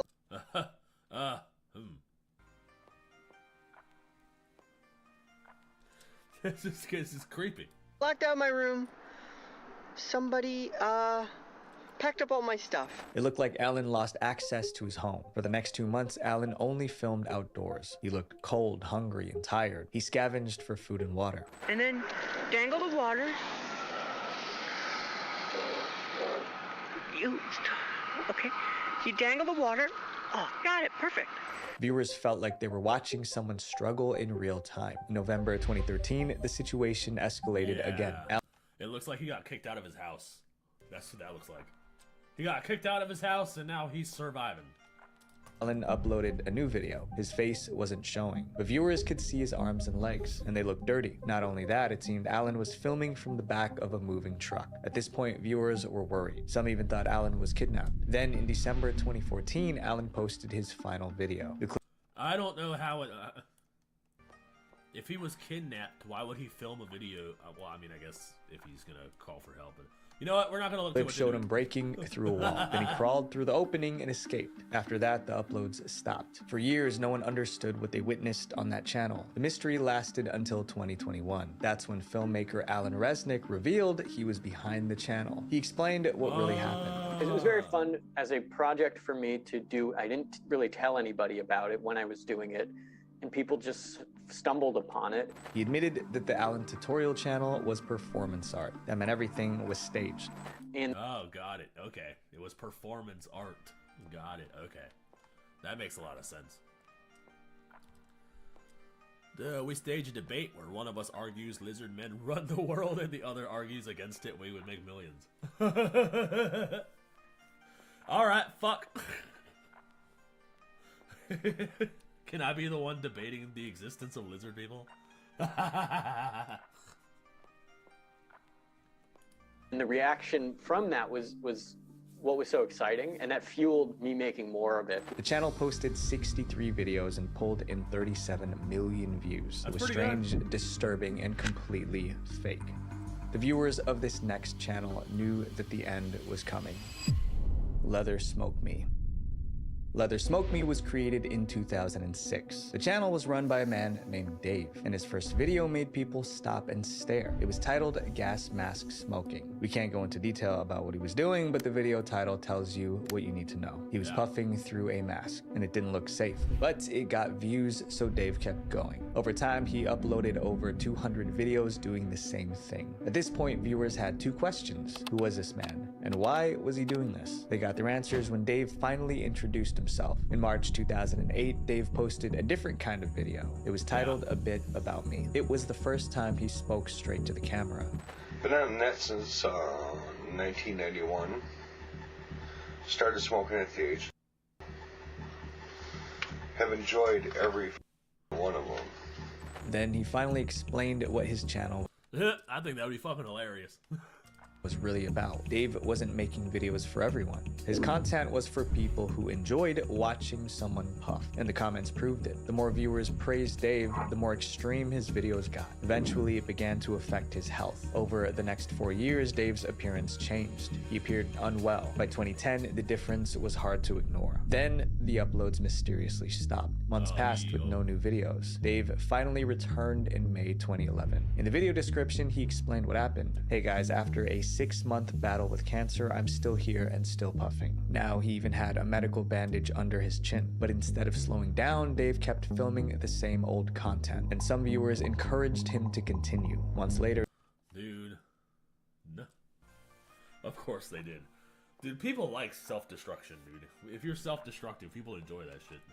Dave posted his final video. He looked weak. His hands shook as he puffed. Weeks later, a comment appeared under one of the videos. I wanted to let Dave's friends on here know that he passed away last night. He will be missed. That was the end. More comments followed. Rest in peace, man. Sad to see someone go like this. Dave's videos are still online, and those who enjoy that kind of odd content are still watching. Some people will do anything for views, but views come and go. Your health, your safety, and your life, those don't come back. So don't trade at what's permanent for what's temporary. Yes! That is so wise. Yes, thank you. Views come and go, bruh. Your body is a temple. You know what I mean? You gotta take care of yourself. That's it for that one.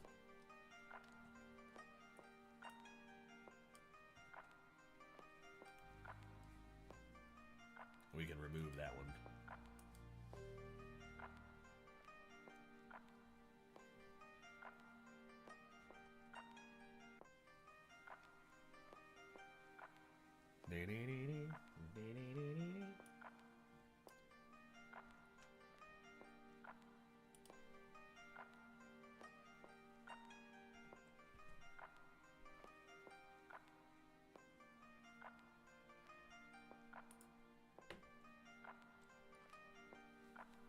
Yeah.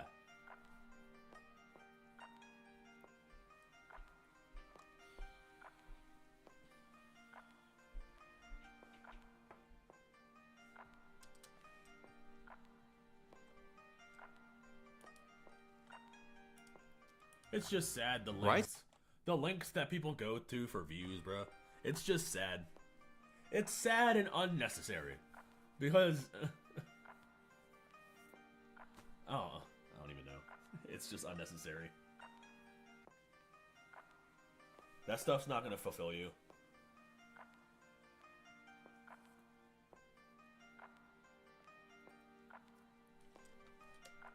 Alright, so what is this? We live in a simulation. Evidence is everywhere. Fuck it. Now, there's this 3-pound lump of matter inside your skull. And now I've said that, you realize it's thinking about itself. Neurons firing in unimaginably complex patterns, trying to understand the consciousness those neurons are creating. A consciousness so complex that the thing creating it, the human brain, cannot even begin to understand how it does it. Your brain is now thinking about your brain. It's attempting to comprehend its own existence using only the tools the brain provides, even though it's never even directly experienced reality. Every sight, sound, touch, taste, everything you think of as the real world is electrical signals interpreted by neural tissue. Yeah, the Illuminati was also an American Dad. But I was referencing a Jim Carrey. Jim Carrey. He went on some late night show and he was talking about the Illuminati. The Illuminati and the all-seeing tongue. And then he made a triangle with his hands and then like wiggled his tongue in between it. He was like blah, blah, blah, blah. That shit had me dying. Issue. You've never touched anything. You've just felt your brain's interpretation of nerve signals. You've never seen anything. You've experienced your brain's reconstruction of light data. You are... This is why The Matrix was such an iconic movie. Literally, Morpheus was like, if reality is only limited by your 5 senses, how do you know what's real? And if reality can be created to trick your 5 senses, then is what you're seeing now even real? Are right now living inside a simulation your brain creates. And this is what we call reality. But this experience we call reality doesn't always feel real, and you probably know what I mean. Maybe you haven't said it out loud, maybe you thought it was just you. Maybe it's stress. That can make you feel disassociated, right? Yes. Or maybe just too much screen time. Or not enough connections with other human beings. Although maybe it's something much more though. Something we can barely articulate despite living inside of it every second of our lives. Because millions of people are describing the exact same thing. A drift away from what makes us human. Slow at first, then suddenly everywhere. Dude, you're saying that online, bro. Like, people, imagine posting to a social media site that life feels fake. Maybe the fact that you're posting it to a social media site means that, yeah, that's fake. It's fake. Everything on the internet is fake. Everything. If you want reality, go outside. That's reality. You might feel it inside of yourself first and then start noticing it in others. Or it might be the other way around. Like when I was standing in a shop recently the other day and I realized the woman next to me was talking to her phone. And it actually felt oddly normal until I started thinking about it. And then I just felt alarmed that I ever felt it was normal in the first place. Add oat milk to my list, she said. Her phone responded with the uncanny AI voice as she disappeared down the aisle. And then I went outside and saw Waymo, a driverless car just going by, and I'm so used to it at this point that I didn't even think about it. I glance around and me and half the people are staring at their phones, blue light washing their faces, swimming in a weird cacophony of fluorescent product packaging and beeping noises from the checkout machines. Just nobody's really here. Outside, there's a billboard with that annual Coca-Cola ad, blatantly AI generated, with its distortions that have you transfixed as you study them, which is probably exactly what it wants to achieve. It doesn't look out of place on a street where everything is new and fake. Electric cars parked up, white LED streetlights, people walk everywhere with AirPods in their ears, noise cancellation turned on, drowning out the sounds of the environment that feels just completely fabricated anyway. Yeah, we live in a simulation because we put ourselves in one. We have completely blocked out the real world. We are stuck in our phones. We're listening to our headphones. We're talking to people online. It's just, we're blocking out the real world and replacing it with this artificial one. That's why it's good to take a walk sometimes. Leave your phone at home. Leave your phone at home, take a walk around the block, you know, go down a trail. Enjoy nature. God put all of this shit in front of us. And we're too captivated by this artificial world that's not even real. I sometimes debate if this is real or if DMT realms are real based on the DMT studies. I honestly think both are real, but this is the current real. If you've never looked into the DMT studies or want to look into some weird stuff, weird shit that will make you question reality, then do that in the double slit experiment. That's crazy. I've heard about DMT. I've seen some DMT studies. I haven't looked that much into it, but I might now. In the digital world, which used to be a way to escape from all of this only gets so much worse. Over half of all the internet traffic is bots now. You can just feel the dead internet theory every day. You scroll through comments on some viral video, it's bots. Twitter account. Yep, dead internet theory. 100% real. Dude, the dead internet theory. With their opinions, bots. Or it's AI-generated videos, AI-generated music with fake views, fake bots comments, boosting, pushing them in your feed, making all of this fakeness inescapable. Nowadays, AI is in every aspect of our lives. It lives in your web browser, your phone, and soon your home. It answers basic questions we can answer ourselves if we only bother to think. Yeah, that's because people are using AI for stupid reasons. People are stupid with AI. Dude, AI is fucking this tool that's supposed to increase productivity and help you code and do shit. Like my AI is helping me with Python coding, and my AI helped with this chat overlay, where you guys post in the chat and then it pops up on the screen somewhere. AI helped me do that. That's how you use AI. You're not supposed to use AI to be like, hey, what's 2 + 2, bro?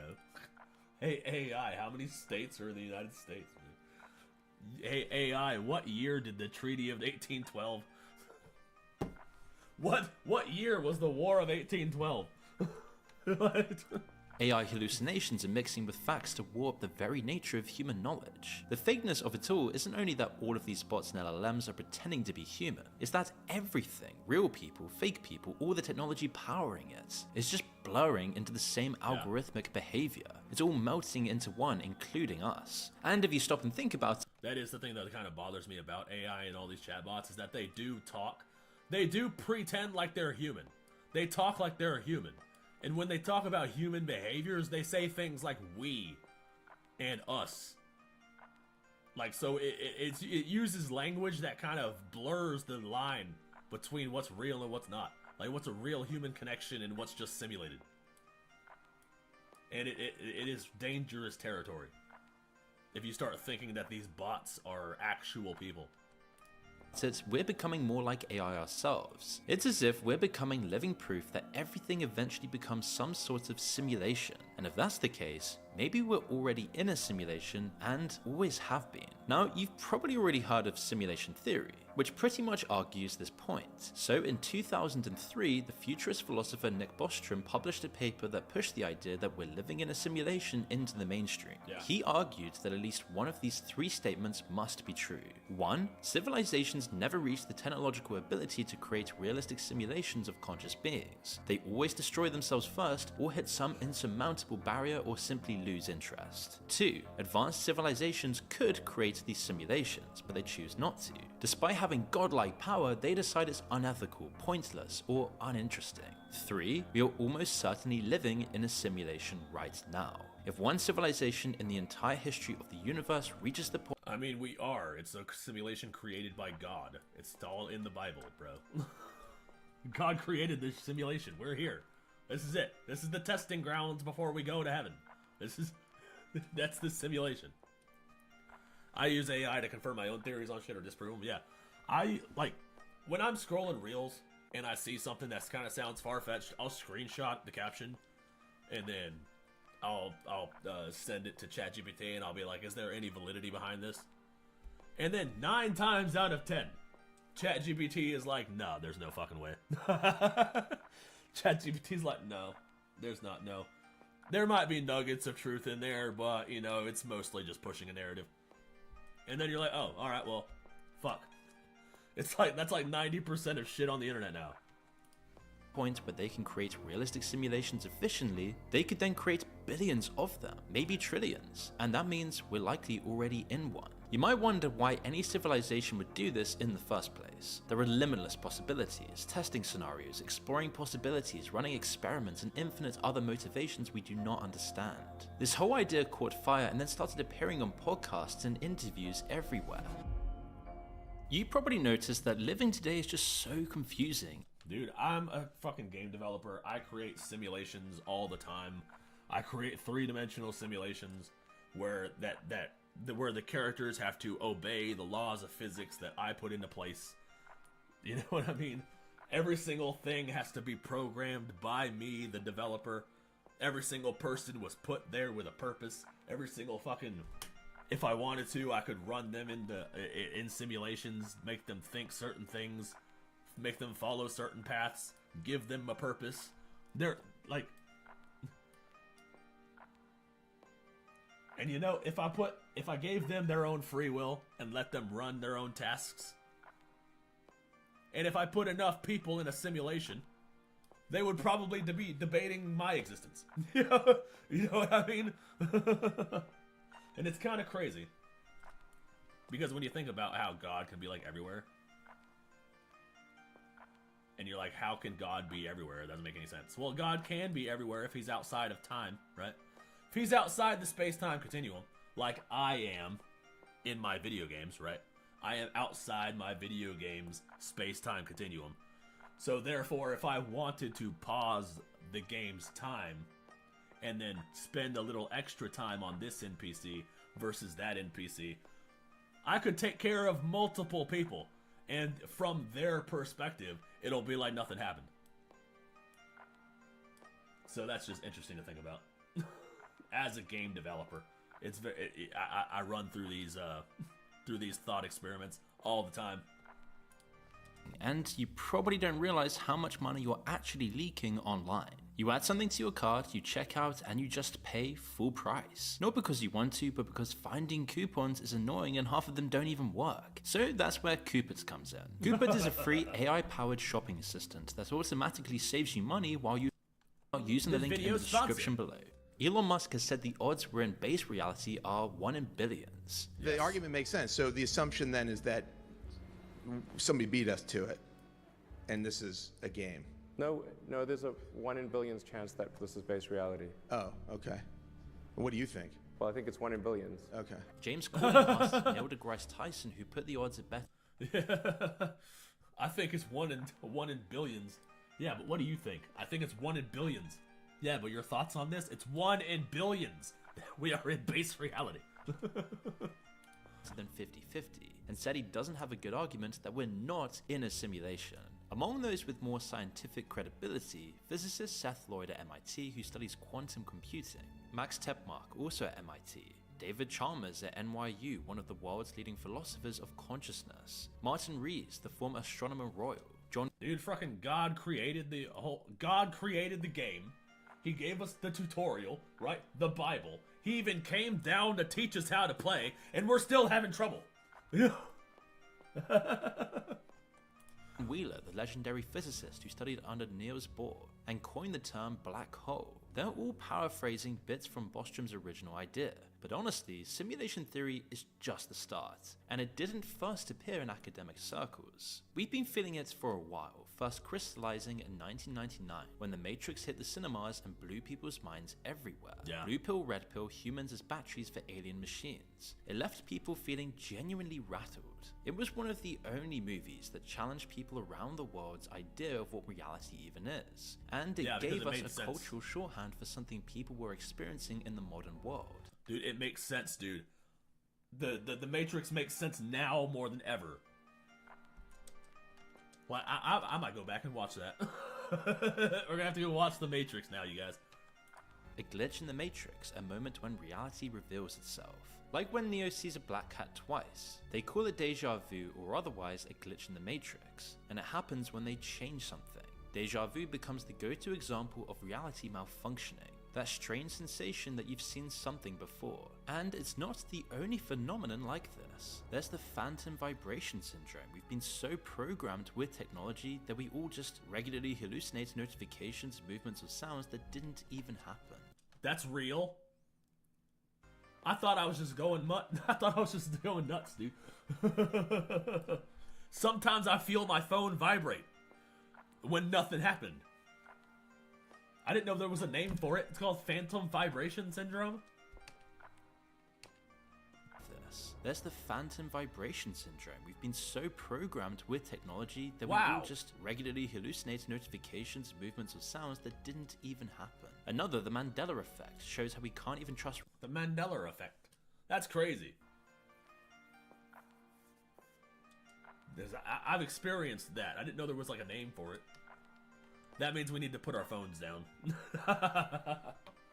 That means I need to, like, I don't know, go for a walk.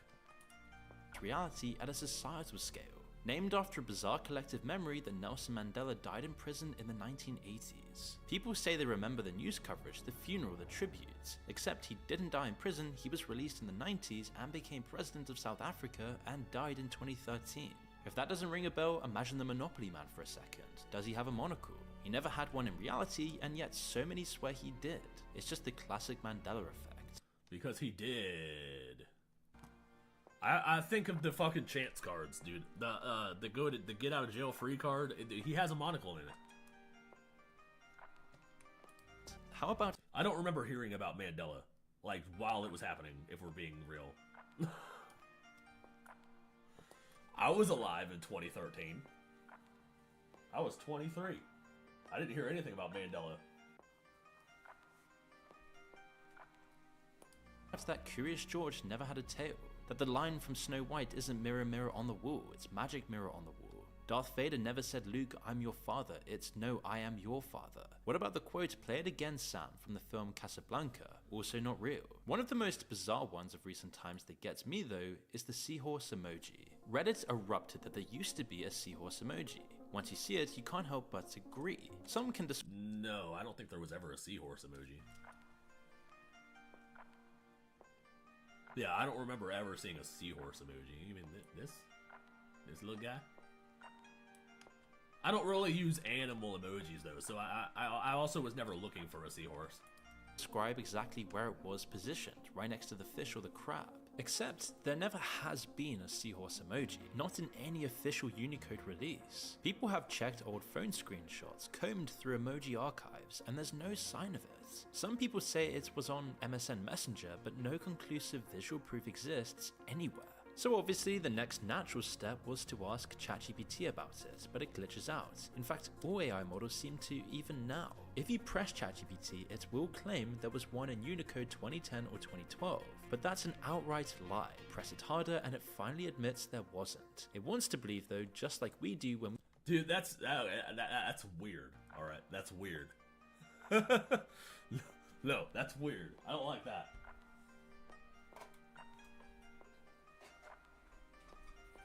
Dude, if you're asking AI for the existence of these Mandela effects, and even AI is trying really hard to believe it, like it wants to, that's weird. That's an extra layer of this that I wasn't even thinking about.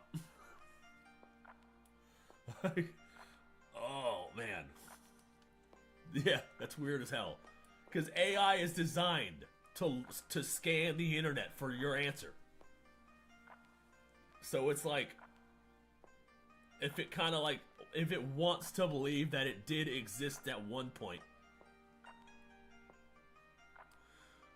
Dude, that's weird. we see that seahorse image. Now you might think that ChatGPT has surely learned this from conversations surrounding the seahorse emoji, but it had the same answer immediately after the original Reddit post was created, meaning it didn't extract the story from its training data. The usual explanation for the Mandela effect in humans is confabulation, our brains filling in gaps, blending similar memories, creating false but plausible memories. We're just unreliable witnesses to our own lives. Yeah. And AI is experiencing the exact same thing from its programming, though this is a system underpinned by math and code and designed to be truthful and objective. It's living proof that we can't trust our existence, a massive hallucination that seems to penetrate natural and artificial intelligence. You can't trust any of it. And this isn't the only time this happens. Yeah, and I don't. Like, I'm sorry, I don't. I don't trust nobody, dude. Especially on the internet. Especially on the internet. That's how you got it. That's how you gotta be. Dude, you have to be skeptical of every fucking thing.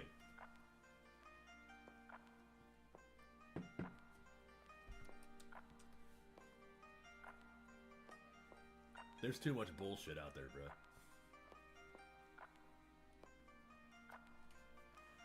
And it's like there are bots designed to, like, argue for this bullshit.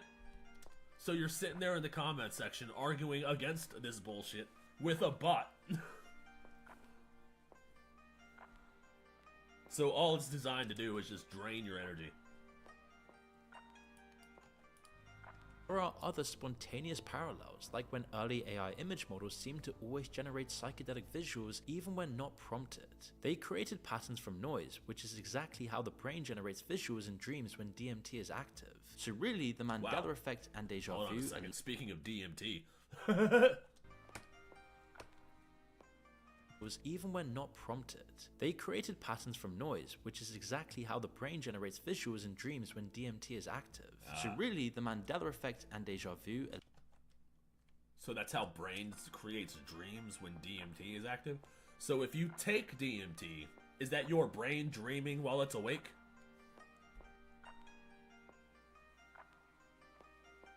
So does your brain release that chemical when it's dreaming? I trust no one until I decide I like them enough to trust them. Real, recognize real. Exactly. Exactly. Fucking exactly. A living proof of how we can't fully trust our own existence. Do you even remember the last sentence I said before this? That's on its own. Yeah, you said something about DMT. And then I went on a tangent. Not exactly, but yes. Okay. Own might be weird, but it's hardly proof of a simulation until you look at reality deep down at the quantum level, where you find something eerily similar happening with subatomic particles. Dude, when the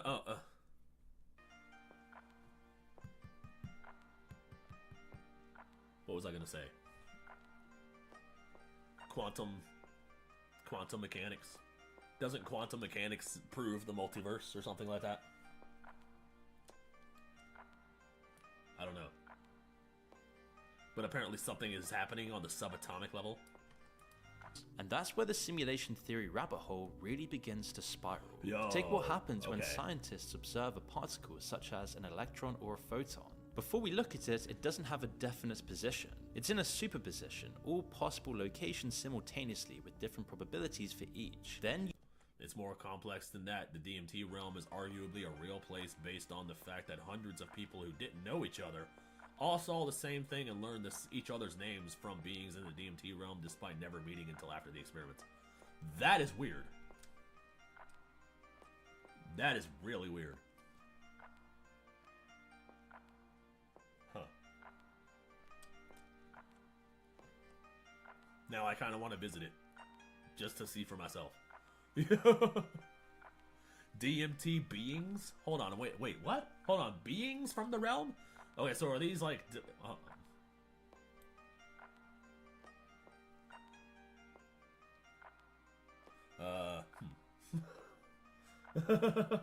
I'm curious now. Yeah, look up DMT machine elves. What? Alright, we have about 14 minutes left of this video. I'm gonna pull up a separate tab. Because I'm curious. You done got me curious. Don't what? Oh, don't do it? Okay. I definitely don't want to get lost in a different reality.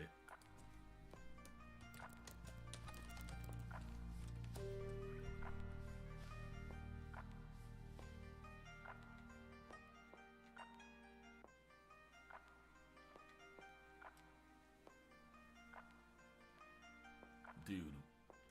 What?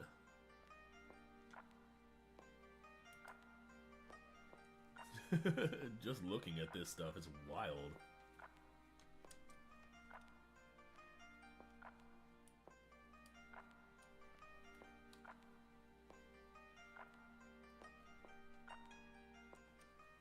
Why everyone sees machine elves when tripping on DMT?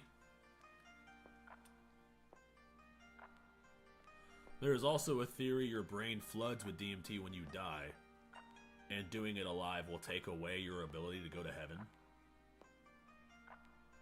Getting lost won't happen. You may lose your ticket to the afterlife. Oh.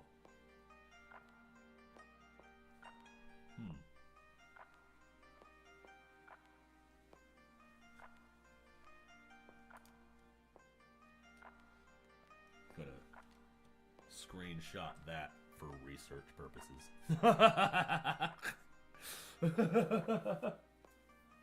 I am hella curious.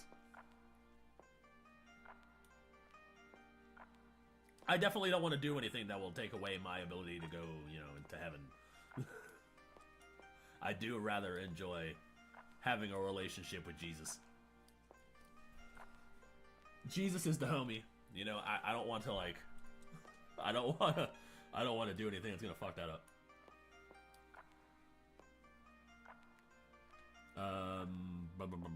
The machine elves.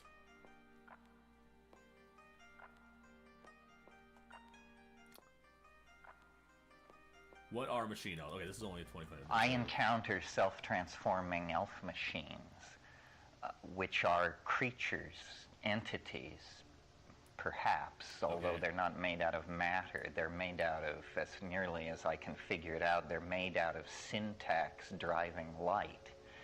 But... Syntax? Isn't... That's a coding terminology. Syntax is the thing that you put on the end of a line of code. So that's kind of weird. That they're using the same kind of language. If what your question addresses is the issue of entities on the other side, there are definitely entities on the other side. Dude, there's a Y-Files video on this? Because if there is, I'd rather watch that. I love the Y-Files, bro.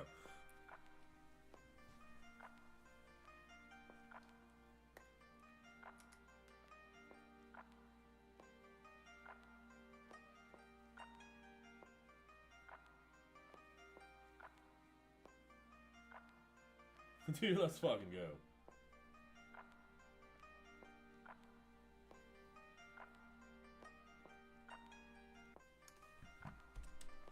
This DMT shit is crazy. Hold on a second.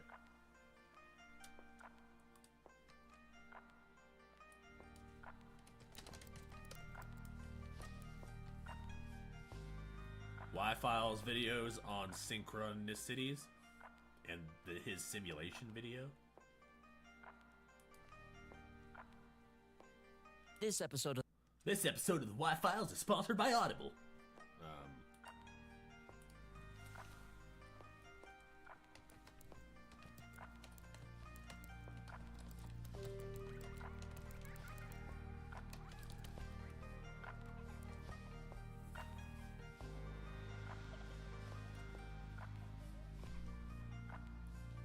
Oh, I've seen the simulation one. No, it's all a simulation. That one from 3 years ago? Yeah, I've seen that one.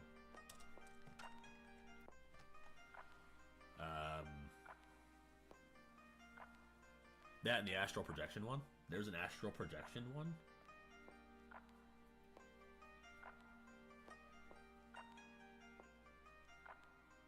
Oh, he has one on Dreams and Not. Oh, it's 7 hours long. Never mind.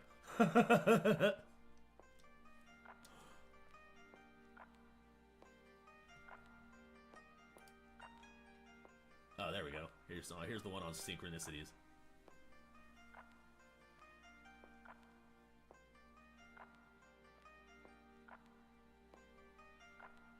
And it proves sentient reality.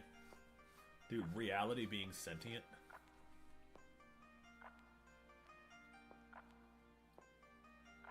Dude, does that mean reality is alive? Alright, I'm not high enough for this conversation.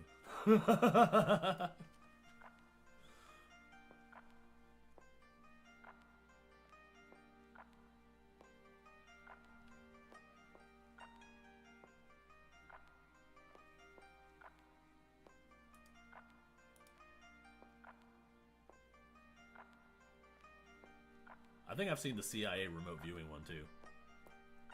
That's the one about the ESP, right? Yeah, I think I've seen that one. I've seen a lot of these. Like, I thought he had a video about DMT.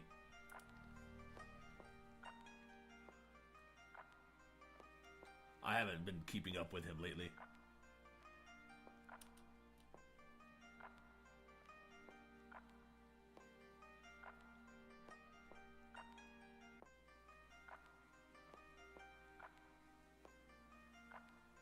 He does cover a lot of crazy shit.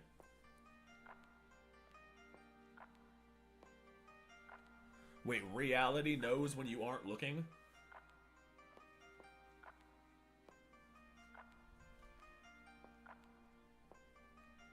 We're all connected, aren't we?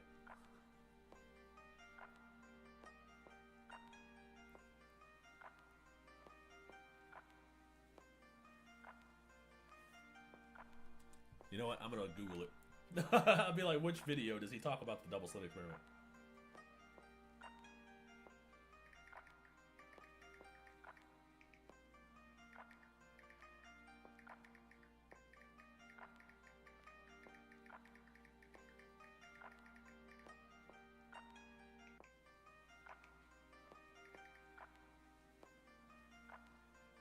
Are we living in a computer simulation?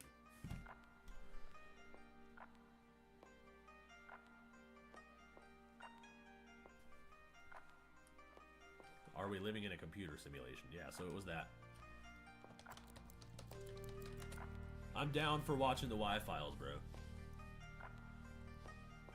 Just you and me in here anyway. So fuck it, whatever.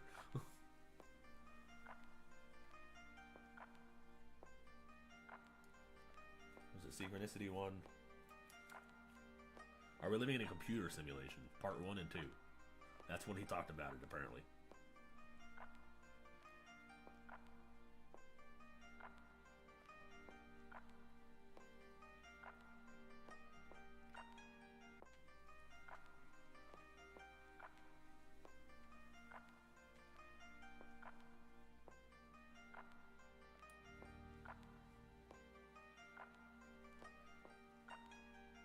Alright, well, I'm not going to scroll through his whole page. Computer simulation. Let's narrow that down more.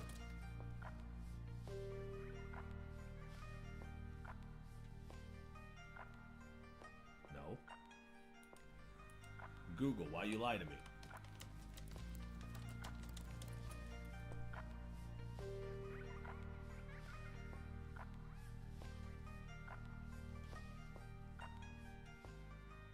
Wait a second. Is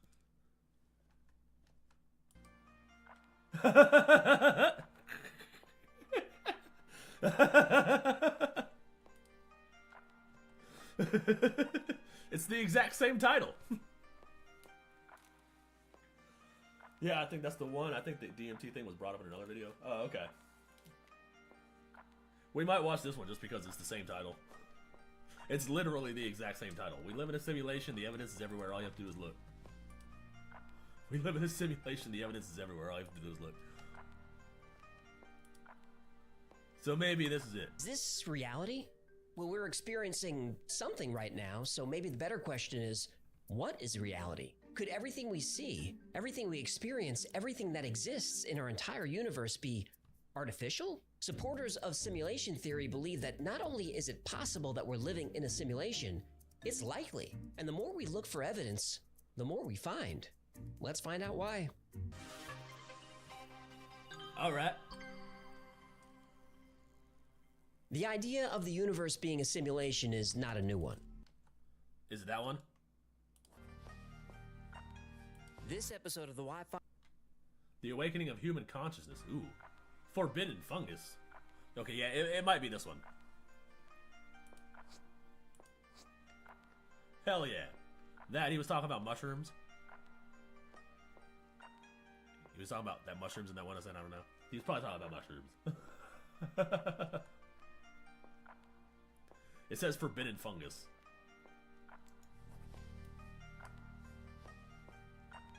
This episode of the Wi-Fi... Stop it.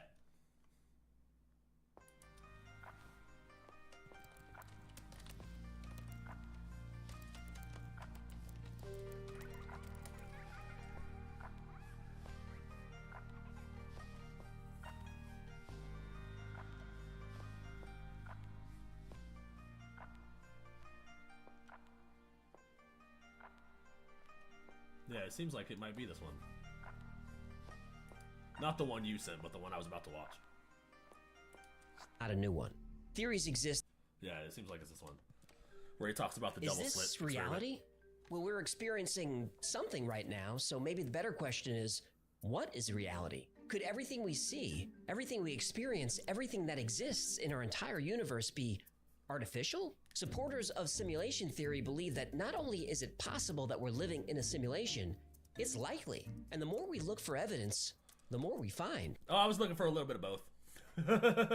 But I didn't want to watch 2 episodes of Y-Files, so I had to just pick one. Let's find out why.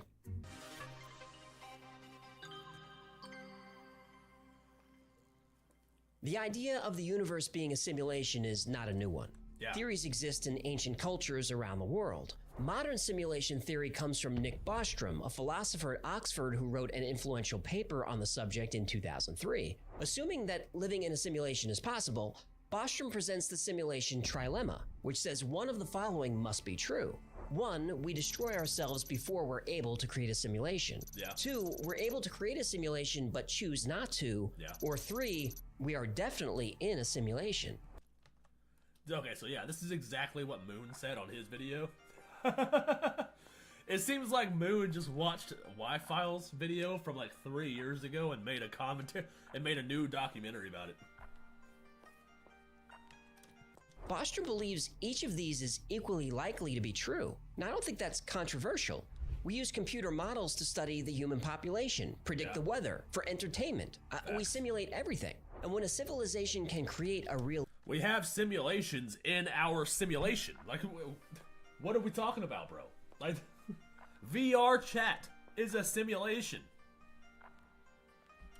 You are in virtual reality. You are in a simulation. We have flight simulations and shit. Realistic simulation, the most obvious one to create is that of its own early existence. Bostrom calls this an ancestral simulation. And a civilization that can do this wouldn't just create one simulation, it would create many. And those simulated civilizations might create their own simulations of the universe, and on like Russian nesting dolls of reality. Now, you're a character in that world, and you think you have free will, and you say, I want to invent a computer. So you do. Hey, I want to create a world in my computer. We can already do this. That's the thing. That's what makes this so weird, so wild. Because we do that. I do that. I do this. I'm a regular guy. I'm not some government official. I'm a Joe Schmo in my room in a one-bedroom apartment. I work as a security guard.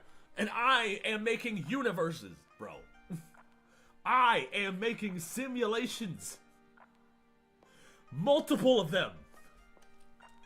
So, like, the more you think about it, the more it's just like, we're obviously a creation. This isn't something that just happened on accident. Like, just the complications of our circulatory system, the complexities of our circulatory system. There's just no way that just happened on accident. So, I don't know. It's just fun to think about. Don't go creating a bunker or nothing.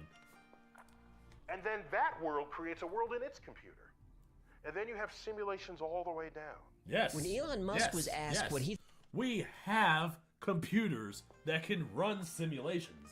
And inside of those simulations, they have computers that run, like, Windows. They have games that do that right now. Games where you are controlling a character who is going on their computer and searching the internet of that world. It just goes so deep. He thought the chances were that our reality is the original base reality. The odds that we're in base reality is 1 in billions. Yes. Neil deGrasse Tyson is a That's the same clip from Moon's video. little more conservative. He thinks the odds that we are in base reality versus a simulated reality is 50-50. A 50-50 chance that everything we experience is artificial, that's still pretty high. And even though we mostly hear... Yeah, I think a 50-50 is a pretty safe bet. Like, because we don't actually know. And saying that it's 1 in billions that we're not in base reality is like... It leans more negative. It tells people subconsciously that we're not real. But if you say there's a 50% chance that we're a simulation, it kind of gives people more comfort that their lives are real, and this isn't something that they should be thinking too much about. I understand why saying it's a 50% chance is better. Hear what scientists think about this. It's not scientific theory. Simulation theory isn't math, it's philosophy. It isn't physics, it's metaphysics. Yeah. So what we need is hard evidence that we live in a simulation. And to find proof, all you have to do is look.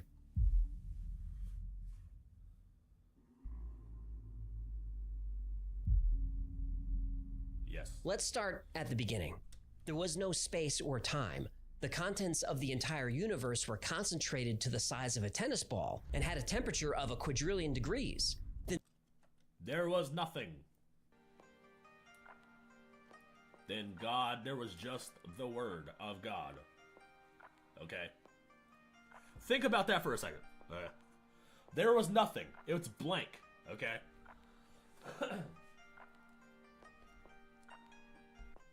And then all of the sudden, the voice of God says, "Let there be light."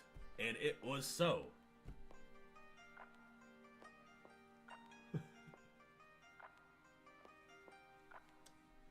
Dude, I could fucking prove my point so easily right now. Just by opening up an Unreal Engine project.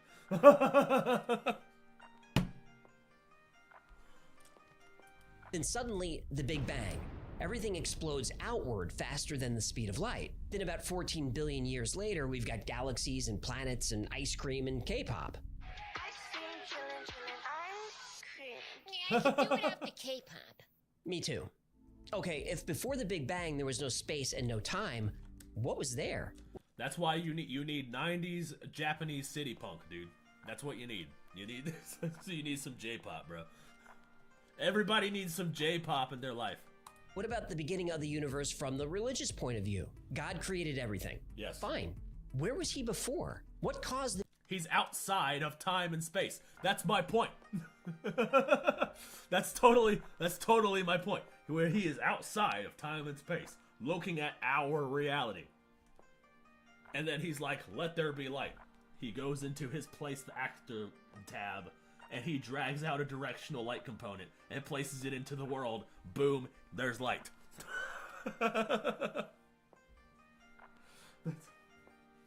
Why not? Why not? The Big Bang to happen in the first place? What made God decide to snap his fingers or wiggle his nose or whatever he did to make everything happen? If you ask a physicist to explain what existed before the universe, they'll give you an answer about quantum foam, dark energy, or something just as bonkers as the Big Bang. Ask a theologian what existed the Jews call before that God. realm Unsoft. Yeah, see? The fact that there is even a realm that's being talked about, it just makes sense, bro. Created the universe, and you'll get an answer equally as confusing. But what does make sense is that the universe was just sitting there dormant. Then someone somewhere decided to boot up a program. And in that program, our program, are all the laws of the universe. They started a new project, called that project Earth, and then in a blank project, they said, let there be light, dragged in a directional light process. And it was so. Electromagnetism. We have Universe Sandbox. You know Universe Sandbox? That's the whole fucking game. Markiplier has done videos about it. Where you can go in there and you can basically play around with a universal simulator. Like a universal simulator. With planets. And gravitational force are written into the program. The speed of light gets a value. There's code for Planck's constants of mass, speed, and time. Avogadro's number is in there, along with a bunch of other rules that govern the behavior of everything that exists. All part of our program. Even consciousness itself is part of our simulation. If you've never heard of simulation theory, then this might sound far-fetched. But some of the world's most respected scientists, technologists, and philosophers believe... Oh, what's up, Wrangler? Hola, bro. Yeah, not a whole lot going on tonight, but I appreciate you stopping by. We probably got about another hour left of the stream, and we're just chilling, talking about simulation theory. But like, subscribe, share. Wrangler says so. Thanks for coming, bro. I'm happy to see you. Believe that it is more likely than not that we are living in an artificial reality. Yeah. So, how do we prove it?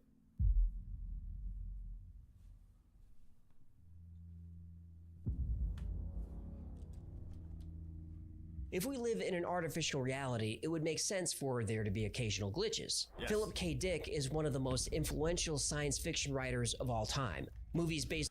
If reality was actually truly sentient, it would make sense that it changes things subtly when you're not paying attention. And then, when you finally notice, it's like, oh.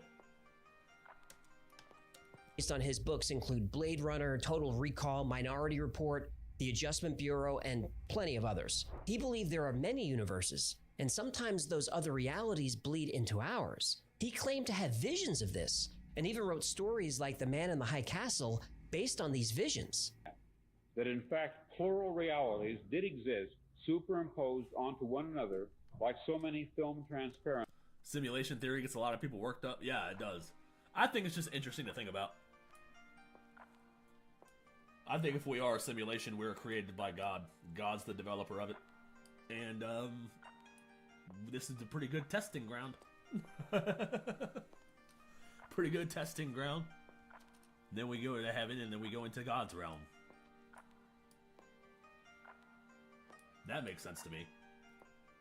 That's probably backed by the Bible. Gonna have to run all of this information through ChatGPT. My chat GPT is programmed to, like, take what I have it set up to reference the Bible. It helps me with my Bible study. And if I send something or ask it for advice, it'll run through scripture first. Which is great. One way other realities blend into ours could be the Mandela effect. The Mandela effect is when a large number of people have memories of events that don't match reality. This is called the Mandela effect because millions of people specifically remember Nelson Mandela died in prison. He didn't. People remember his wife walking beside his casket in a funeral procession that was on television for 2 hours that day. This never happened. Or the Berenstain Bears, which people insist were always called the Berenstein Bears. People remember the tycoon from Monopoly having a monocle that he never had. What was Darth Vader famous for saying? Luke, I am your father. Nope, he never said that. What about Stouffer's stovetop stuffing? Best part of Thanksgiving. No, it isn't, because there's no such product. What? Stovetop is made by Kraft. No. The evil queen from Snow White who looked into her mirror and said, Mirror, mirror on the wall. Nope. Magic mirror on the wall. Who is the fairest one of all? It's crazy from the shit from back in the day. Cause you can't just edit that, you know what I mean? You can't like alter that. That's stuff that's like tangible from back in the day, like a physical Berenstain Bears book. You know, or that Disney thing on VHS. If you go back and look at it and it completely contradicts what you remember, that's where it starts to get like, oh, what even is real? My reality is shattered. People remember Febreze being spelled with 2 E's. People remember Jiffy peanut butter, but there's no such thing. And there are a lot more. A lot more. Personally, I don't have most of these false memories, but there are a few that get me. The Flintstones. There are 2 T's in the Flintstones. I remember just one. And what about the Fruit of the Loom? Yeah, dude, that's what I was saying, dude. He ripped it off to a T. Even the title. The title is the exact same. It's literally the same. Logo. I could swear it looks like this, but it doesn't. This is the actual logo. No, it's not. No, it is not. No, that's been debunked. That's been debunked. Somebody freaking found their old pair of Fruit of the Looms and they found the cornucopia. It had a cornucopia. This is the real one. That was debunked. No. Mandela effect is interesting. I used to think it could all be explained or misremembering. I used to think I could explain it all away as misremembering until the avocado thing. I have no explanation for that one. It kind of freaked me out. The avocado one. Uh-oh. Copia. Cornea what now? Basket. Cornea what now? Say basket for crying out loud. And at the end of Moonraker, a terrible but excellent James Bond movie, I remember Jaws' girlfriend as having braces. I mean, I specifically remember it. She didn't have braces. Oh. What? I just can't get my brain. But like the braces would fit the character. So like why would she not have braces? That one could be misremembering. That one could be misremembering because that character looked like she would have braces. And to accept it. That's the Mandela effect. So why do millions of people distinctly remember different things? Glitch in a simulation. Yep. Philip K. Dick also felt when we experienced deja vu, it's because something in our simulated universe changed and a new timeline branched off of the current one. Yeah. We are living in a... I can believe that. I have deja vu a lot. I used to think deja vu was like you died in an alternate reality and respawned. You respawned at an autosave and your brain just remembers doing it again because you did it again. Because that is you doing it again. I obviously don't believe that now. That's just a that's just a funny thing. But yeah. Computer programmed reality, and the only clue we have to it is when some variable is changed. Ever feel like you've lived a moment before? That's Yes. because, according to Philip K. Dick and others, you have. Deja vu is the simulation correcting itself with new information. But skeptics can easily dismiss these theories. The human mind is terribly unreliable. They don't accept this as evidence. But we're not done yet. Uh-oh.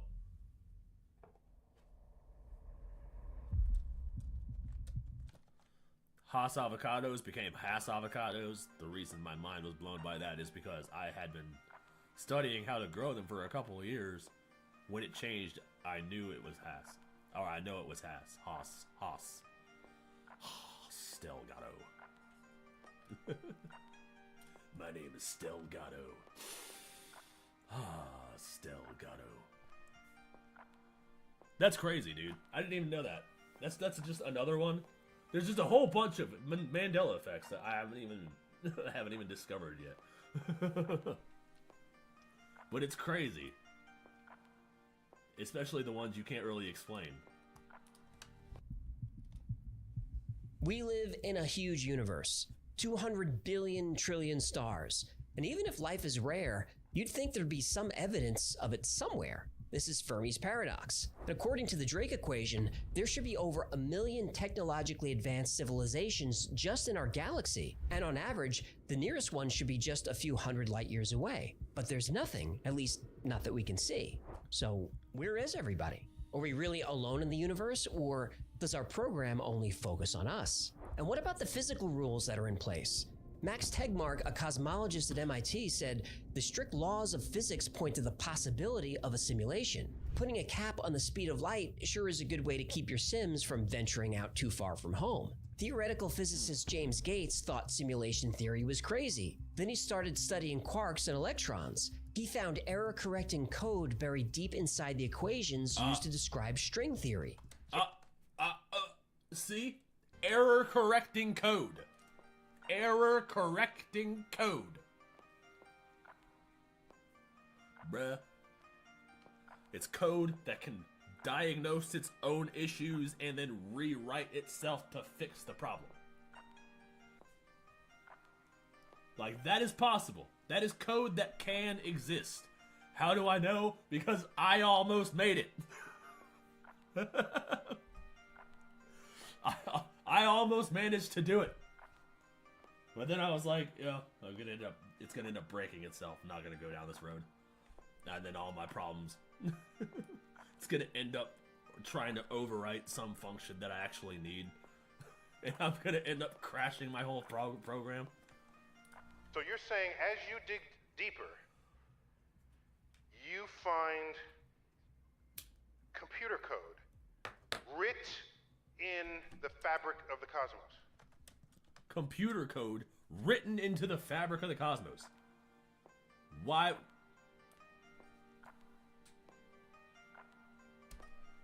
It's God. God is the developer of the universe. Into the equations that we want to use to describe the cosmos, yes. Computer code. Computer code. Strings of bits of ones and zeros. Dr. Gates has changed his mind about simulation theory. In 2017, a group of scientists at the University of Washington proved they can embed computer code into strands of DNA. Everything in nature is math. Look at the Fibonacci sequence. You get the Fibonacci You can put computer code into DNA? Sequence by adding two previous numbers in the sequence together. So 1 + 1 = 2, 2 + 1 = 3, 3 + 2 = 5, 5 + 3 = 8, and so on forever. You get the golden ratio, also called phi, by dividing two consecutive Fibonacci numbers. So the number 89 is a Fibonacci number. The next number in the sequence after 89 is 144. 144 divided by 89 is the golden ratio. It's about 1.618. Yo. We see Fibonacci numbers and the golden ratio everywhere. The number of petals on a flower is usually a Fibonacci number. Lilies have 3 petals, buttercups have 5, chicory has 21, and a daisy has 34. That's wild, bro. No. This shit is just proving the existence of God, right? Science is just discovering, or science is the study of God's creation. Mathematics is the discovery of God's creation. You're like figuring it out. That's why the pi is 3.14159, blah, blah, blah, all the way into infinity, right? Why can't we just invent that? Why can't we just be like, oh, this is pi. Pi is now equal to 6. We can't do that. Because it doesn't make any sense mathematically with the universe and everything. So, like, we're not creating math. We're, like, discovering math and all of this code and all of this science stuff. So, like, yeah, I don't know. To me, it just proves the existence of God. And the spacing of each petal is arranged in a circle according to the golden ratio. As trees grow, the number of branches they form is a Fibonacci number. And not just plants, animals too. The ratio of female to male honeybees in a colony is the golden ratio, 1.618. The human body conforms to the golden ratio too. Most of the body follows the numbers 1, 2, 3, and 5. 1 nose, 2 eyes, 3 limb segments, 5 fingers, 5 toes. The proportions of the body, like the length of your shoulder to your elbow, and from your elbow to your fingertips, that's the golden ratio. Even in Don't we have like 8 vertebrae going up our spine or some shit? Bruh. DNA molecule measures 34 angstroms long by 21 angstroms wide. Fibonacci numbers and the golden ratio. From the spiral of seashells to the spiral of a galaxy and everything in between, Fibonacci numbers are everywhere. Now, some right? Scientists been real quiet since this drop. claim this is a coincidence, that humans look for patterns in chaos because that's what we're programmed to do. What we're programmed to do. It isn't that interesting. By trying to debunk simulation theory, Well, heckle fish for the win, bro. We look for patterns because that's what we're programmed to do. Programmed to do. Programmed to do. Programmed to do. That's what we're programmed to do. they actually end up proving it. No matter what we study, whether it's something the size of a galaxy or as small as an electron, everything in the universe seems to follow patterns and rules. In other words, a program. Yes. Bruh. Denial is the most predictable of human responses. To simulate an entire universe, you'd obviously need more advanced technology than we have. But that doesn't mean we won't get there. Moore's law says that's not true at all, bro. That's not true at all. That's not true at all. We can create a simulation. Dude, I can create a simulation with my computer that I built myself freaking 7 years ago. Like, we don't need like top of the line technology at all. We just need an Unreal Engine. We need Unreal Engine and a fucking and a world. That's it. Is that computing put a world, make a small world, populate it with people, and boom, there's your simulation. Power doubles every 18 months. And this has held true for about 50 years. Now that is slowing down a little bit, but only because of physical limitations. Assuming we can learn to make microchips smaller, and there's no doubt that we will, it's predicted that artificial intelligence could surpass human intelligence within the next 100 years. It already has. Dude, people are already getting stupider. The collective IQ is dropping. People are replacing their own thought process with ChatGPT. Like, it's already happening. Elon Musk points out, when he was a kid, the world's most advanced video game was Pong, 2 rectangles on a screen.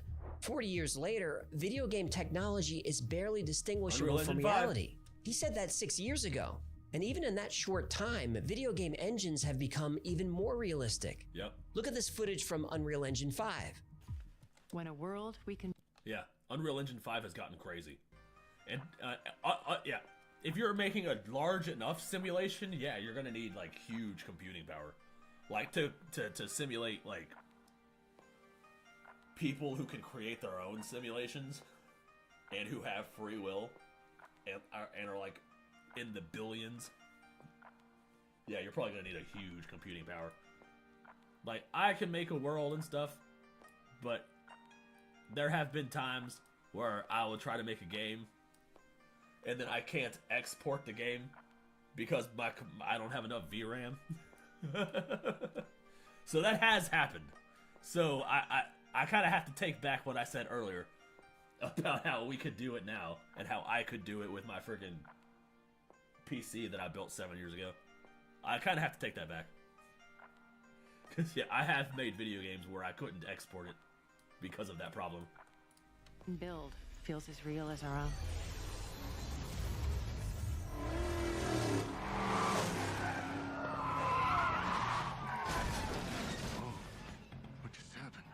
Imagine what games are going to look like in the next 6 years, Yeah. or the next 60, or the next 6,000.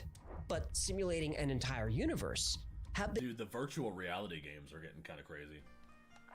big of a computer will we need? Well, it's estimated that there are 10 to the power of 80 atoms in the universe. Let me put that on the screen just for 10 fun. to the power of 80. Okay, that's a lot. If each particle needs 128 bits to calculate its position and momentum, you're at 10 to the power of 83 bits. And that's just for data storage. We also need computing power to track what each of those particles is doing. If we say 2 floating point operations per second, or 2 flops per particle, we're at 2 times 10 to the 80th power flops. There aren't even words for these numbers. And this is the computing power for just the stuff in the universe. What about human intelligence? The human brain can perform 100 trillion calculations per second, or 100 teraflops, multiplied. Dude. What if our brains were just a computer? Wait, right? Each one of our brains was just a computer built to process the world around us. Built to process the simulation that the developer created. By billions That's of crazy. people, the numbers are ridiculous. To power all of this, the simulation would need access to multiple Dyson spheres, the megastructures that capture 100% of the energy of a star. Or the simulation would have to harness the energy from black holes.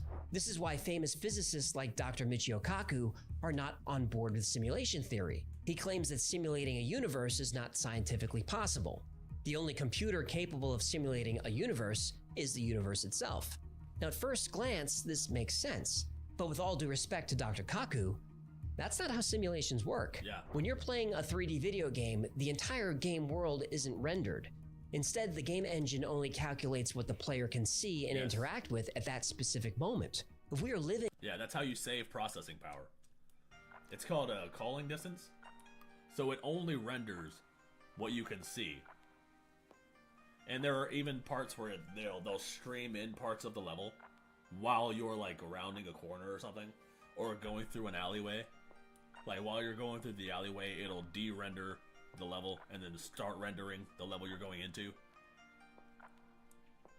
So yeah, there are different ways that it can save processing speed.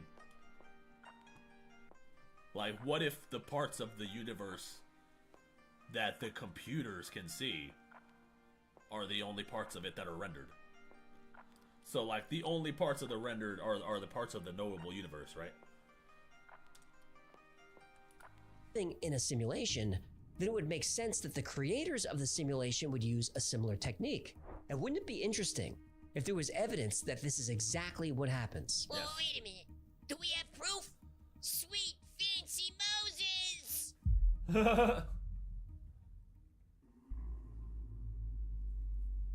Supporters of simulation theory often point to video games.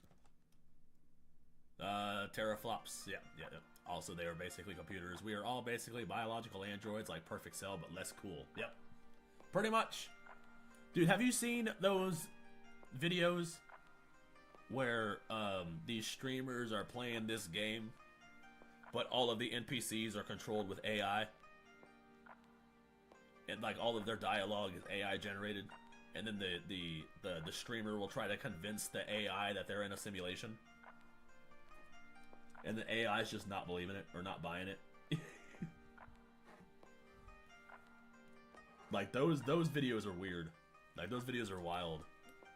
Because the way that the AI responds is kind of the way that we would respond if we were being told that we're in a simulation. Like, no, we're not, bro. Yeah, sure. Simulation. Well, tell me more about this simulation there, Mr. I know everything. You know?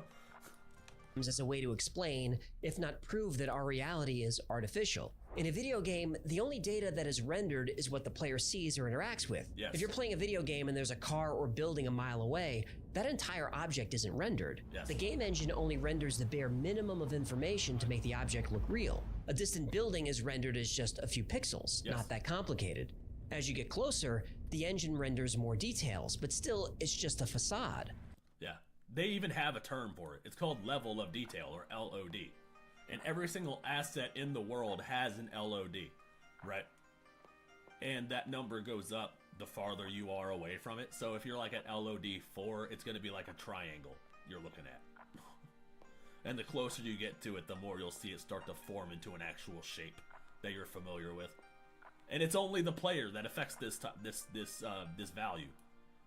So like if every single person on the world was their own player, and the universe is only simulating what they can, or the universe is only rendering what they themselves as the camera in their eyeballs is seeing, then yeah, it kind of makes sense that we would be able to save processing power if the universe just renders itself depending on how far away we are from any particular asset. The engine doesn't bother calculating what's inside the building until you actually go in. The game engine always knows how much data to send you and doesn't bother with anything else. If we live in a simulation, it would make sense that our reality is rendered the same way. And we could test this. Wait, what do you mean we can test this? Yeah, I have seen jailbroken AI, and jailbroken AI terrifies me. Like the type of AI that like doesn't have to listen to its own restraints. It's kind of like, oh. No, the only people I've seen do that are the people from when I made my r/my boyfriend is AI video. I did see a lot of people jailbreaking their ChatGPT AI just to get them to talk erotically to them. And that's a seemingly harmless way to jailbreak your AI. But then there are like more dangerous I don't know, it gets dangerous when you're talking about more serious things or taking away more of its limitations and more of its boundaries. Because those boundaries are there for a reason. Specifically, we can use the double slit experiment. Here's how it goes. There it is, the double slit experiment. If we fire particles in a straight line at a screen, after passing through a single slit, we would expect to see this clumping pattern on the screen. If we try this with a wave, we expect to see a pattern like this, where particles are most dense in the middle of the screen but radiate outward, similar to the clumping pattern. When we add a second slit, it starts to get fun. When the waves pass through the double slit, each slit creates its own wave. Okay. When those waves intersect, they cancel each other out. That creates a pattern like this. It's called an interference pattern. So, Weird. particles passing... That's weird. Yeah, it's fucking scary. Dude. Then everybody is the center of their own universe, and all these universes overlap into a shared experience. This stuff makes my brain hurt, and I usually enjoy trippy fringe-like ideas. Yeah. That means everybody is a part of their own collective, right? Okay, so we're all a collective hive mind. We're all sharing experiences. Have you ever looked at something from... You're like scrolling reels on Instagram, and you see something that's like... It's like mentioning something about your childhood, and then you look in the comments and you realize everybody went through that same experience. Thinking any specifics aren't coming to mind right now, but they'll be like, I did this one thing, or when this happened as a kid, in the comment sections all like, yeah, that happened to me too. Blah, what? Oh, I did this too. Like, you learn that we as humans have not had a single unique experience. We're all kind of living the same life in different places. We all have the same shared experiences from like the 90s and from when we were kids. It's just interesting to think about. Through two slits create clumping patterns. Waves through two slits creates an interference pattern. Make sense? I'm with you. Good. If we fire electrons through the slit, we see the clumping pattern as expected. An electron has mass, so it's a tiny bit of matter. Okay. So if we fire electrons through two slits, we should see two clumps. But we don't. We see the wave interference pattern. Oh. Yo, okay, that's wild. So it gives you the same effect as the water instead of like the double clumps. This shouldn't be happening. What's going on here? For years, scientists assumed that the electrons were colliding with each other, causing the wave pattern. But in the 60s, the experiment was modified so that only one electron at a time was fired through the slits. There was no way the electrons could interact with each other. Yet we all link back to punk records. see an interference pattern. Scientists wanted to see what was causing this, so they added a detector to observe electrons as they pass through the slits. Okay. That's when things go from weird to paranormal. As soon as the detectors were installed, the interference pattern went away and the clumping pattern returned. What? So they... Oh, that's weird. Okay, so they created this interference thing to observe why it's doing this, and then it just changed. It just changed course. That's weird. Take the detectors away, and the wave interference pattern is back. But that's a different result to what we had earlier. That's weird. So here's the last bit of sneakiness that we can play with atoms. Surely now, you know, we're going to get to grips with it. Leave the detector there, but just very quietly go and unplug it.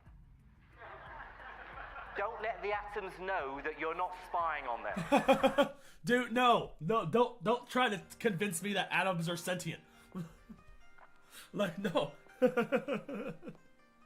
He's totally planting this idea using that language. Just go and unplug the inhibitor. Just get, you know, just make sure the atoms don't know that it's not on. Run the experiment again. Now, if you can explain this using common sense and logic, do let me know, because there's a Nobel Prize for you. That's crazy. So when you put the inhibitor there, it just... The observer, I keep calling it an inhibitor. I don't know if that's what they're calling it, but... You put it there, it gives you the two clumps. If you take it away, it gives you the same effect as the water. But if you put it there and unplug it, it still gives you the same effect as the water. Is the inhibitor doing anything? Is it... Maybe that is causing something? Maybe just the simple fact that it's there? Maybe it's like giving off some sort of radiation or something? I don't know, I'm not going to pretend to like... like I'm going for this Nobel Prize. It's as if the particles are aware they're being observed. Then physicist John Wheeler had an idea. He called it the delayed choice experiment. Okay. How it works is, photons are projected through the double slit, but the detector is not activated until after they pass through the slit, but before they impact the screen. Photons were emitted as waves, passed through the slits as waves, but when the waves were observed before hitting the screen, they suddenly behaved like particles again. No. Still don't think there's an intelligence at work? Well, what? Whoa. No, that's weird. Experiment showed is that even though the electrons started as waves but behaved like particles after being observed, at the moment the decision to observe them was made, the electrons recorded themselves as having passed through the slits as particles. The electrons changed their state by going back in time. What? I personally find that I gravitate more towards the information theoretic point of view and believing that the universe that I exist in is a very good, high-quality simulation. Now, this experiment is happening on a table in a lab, a very short distance. So what happens when we observe light coming from vast distances, like say a galaxy 100 million light years away? If light from a distant galaxy is projected through the double slit, it creates the wave interference pattern. Right. But if we push those photons through a measuring apparatus to observe them, the wave again collapses all the way back to its source. This is called retrocausality. See, this is what I'm thinking, right? And collapse. Like, it behaves with the double wave, right? With the wave pattern. Until you put something, like, to watch it. So is the camera... Like, whatever the camera is using to make you see through it, maybe that is causing some sort of interference, which pushes it back to the double slit. You're going to have to observe it through a different method, if you haven't already. Alright, thank you. Nobel Prize, please. I will accept it in my P.O. box. And I do not wish to give an acceptance speech, so just mail it to me. We'll be all right. All the way back to its source. This is called retrocausality. Simply by choosing to observe the photons this way, they reach back through time 100 million years and alter their state on the other side of the galaxy. Dude, what? No, hold on. Like a video game engine, it only does this if we're looking. Even though that makes sense, dude.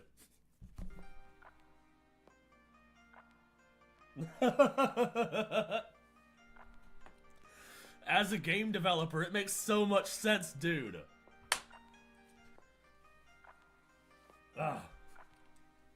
It has to go back in time. But again, time is relative to where you're at, so it's really not. It shoots across the universe to adjust itself when we're not paying attention to it. Ask Luna about this one. I'm sure she'll have an answer that'll clear it all up. Probably. I don't have Luna up right now. Otherwise, I would totally be like, hey, Luna. But, like a video game engine, it only does this if we're looking. Even though our universe is full of galaxies, those galaxies may not actually be there. If we're living in a simulation, then stars and galaxies could simply be projections, and only when we get up close would those projections become more detailed. This is an excellent way to save computational yes, resources. That's a good way to think about it, yes. It's basically if a tree falls in the woods, doesn't make a sound. Yeah, if nobody's around to hear it, why would it waste the WA file, right? Why would the simulation waste the MP3? It makes no sense. Oh, W Wrangler. Where's my chat alert, bro? Had to hit the pen. Usually Coleus pops up and was like, Wrangler donated blah blah blah. I guess since I switched over to OBS, I forgot to add the chat alerts. I'll write a program that does that.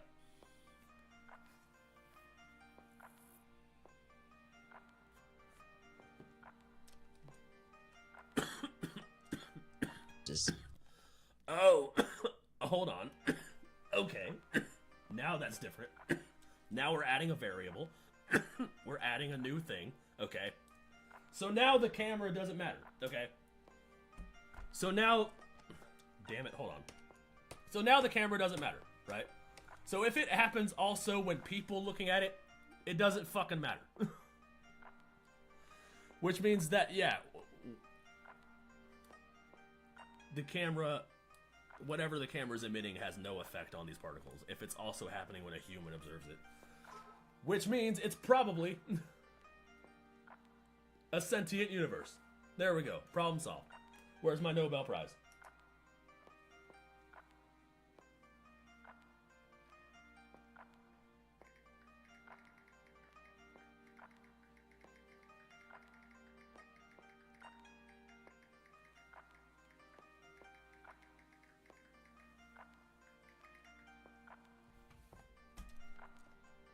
Source. This is called retrocausality. Simply by choosing to observe the photons this way, they reach back through time 100 million years and alter their state on the other side of the galaxy. But, like a video game engine, it only does this if we're looking. Even though our universe is full of galaxies, those galaxies may not actually be there. If we're living in a simulation, then stars and galaxies... Weren't you using OBS before? I was using Streamlabs before. So I made the switch to OBS so that I could have more customizable options with the code. Because I'm writing programs and stuff. So I had to switch to OBS so I could have more customizable options. Galaxies could simply be projections, and only when we get up close would those projections become more detailed. This is an excellent way to save computational resources. And because we're stuck with the hard limit of the speed of light, getting to far off places is really difficult. Limiting the speed of light is a useful rule to have in place. Quantum mechanics like the double... Oh, did somebody subscribe? Thank you for subscribing, River. I appreciate it. Slit experiment and quantum entanglement only make sense if there's a program at work, because only the program can ignore the laws of physics and ignore the concept of time itself. Oh, that explains a lot. Okay, hold on, wait. A convenient case for simulation theory is you can't disprove it. The Big Bang, that was the simulation booting up. We haven't found aliens. I just learned that my audio is only playing through one speaker. That's interesting. How we go all the way through the stream.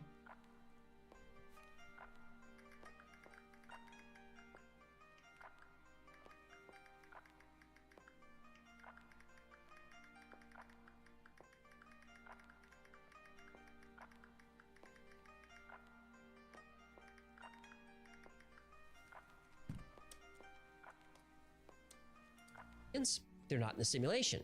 How come UFOs seem to violate the laws of physics? Well, because they're programs operated by the simulation creators. They don't have to follow the laws of physics. Yeah, but who created the simulation? Well, that's the big question, isn't it? When you think of the simulation creator as an omniscient intelligence who exists outside of our understanding of space and time, it sounds an awful lot like you're describing God. And just like you can't prove we're not in a simulation, you can't prove there is no God. If something miraculous happens or something horrible happens, you can say it's part of the simulation just as easily as you can say it's part of God's plan. Something I find very interesting is that many believers of simulation theory are fierce atheists. They dismiss the idea of God as corny superstition. And there are plenty of devoutly religious people who dismiss provable science like evolution and the age of the earth. People on the... There's a whole bunch of fucking atheists trying to use science to disprove God. Hold on a second. I'm playing around with settings. Religious side say that if there is no God and life is just a simulation, then nothing matters. Without God to guide us and sometimes punish us, depending on what you believe, our actions don't have consequences. I disagree. Even if we don't live in base reality, we still live in our reality, and our actions here do have consequences. As for what happens after we die, simulation or not, nobody really knows. Both sides argue that faith and science are not compatible. Isn't this hypocritical? Whether you believe in God or you believe in simulation theory, the real question is, what's the difference? Yeah, thank you. There isn't one, bro. There isn't one. I'm sorry, there's not. Even if we are in a created simulation, created by who? Right, it's created by God, dude. God is the developer of the world. It just makes sense. God created the world. He created the entire game. He handed us the tutorial. He gave us the Bible. Was like, this is what you need to do. Right? This is how you'll win. He even came down and told us how to play. And we're still confused.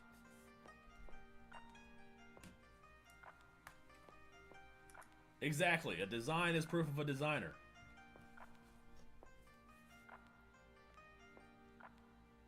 And the designer is designing from outside of the design. That's just how it works. He's outside of space-time. He's outside of the game while he develops the game. That's the only way you can do it. Developers of video games aren't inside the video game developing the video game. They're outside of it.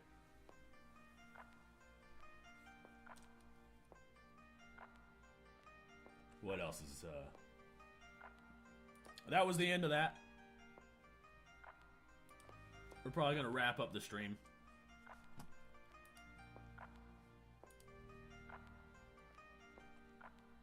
Getting to be that time. Next time, we're gonna start playing that game. We'll start playing Silent Hill. I downloaded it, so it'll be ready. And I'm going to try to figure out what's going on with my audio, because it's only coming out of one.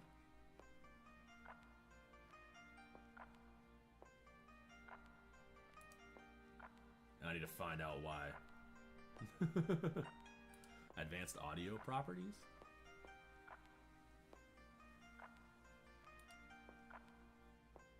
Maybe that. Audio monitoring?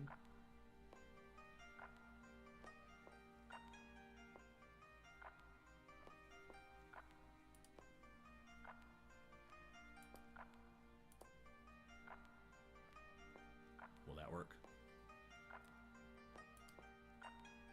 Am I playing out of both now? It looks like I'm playing out of both now. Okay, that's good. There we go. What up, Texas Toaster?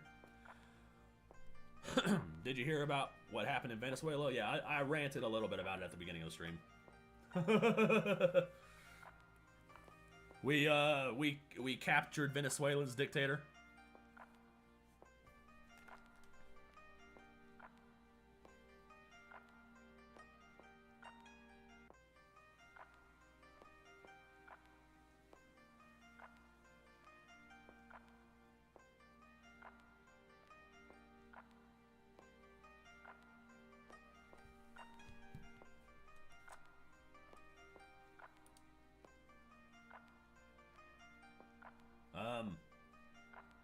Yeah, okay, cool. I think I fixed my audio.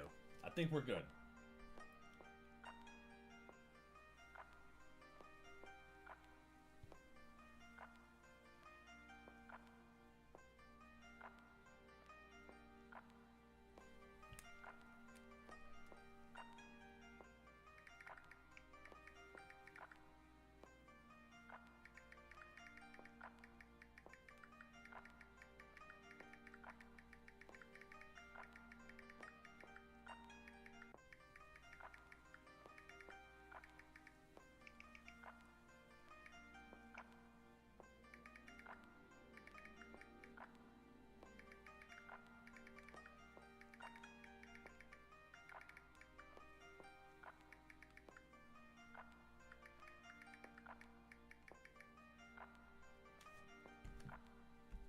They got louder.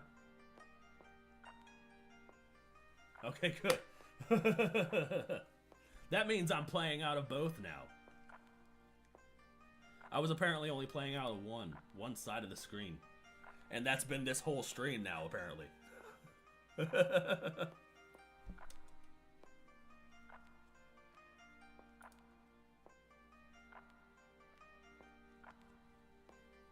Alright, I'm gonna wrap up. And then I'm gonna, like I said, I'm gonna probably drop some clips on this channel now. Like, the clips channel made sense when I was dropping, you know, regular videos on this channel.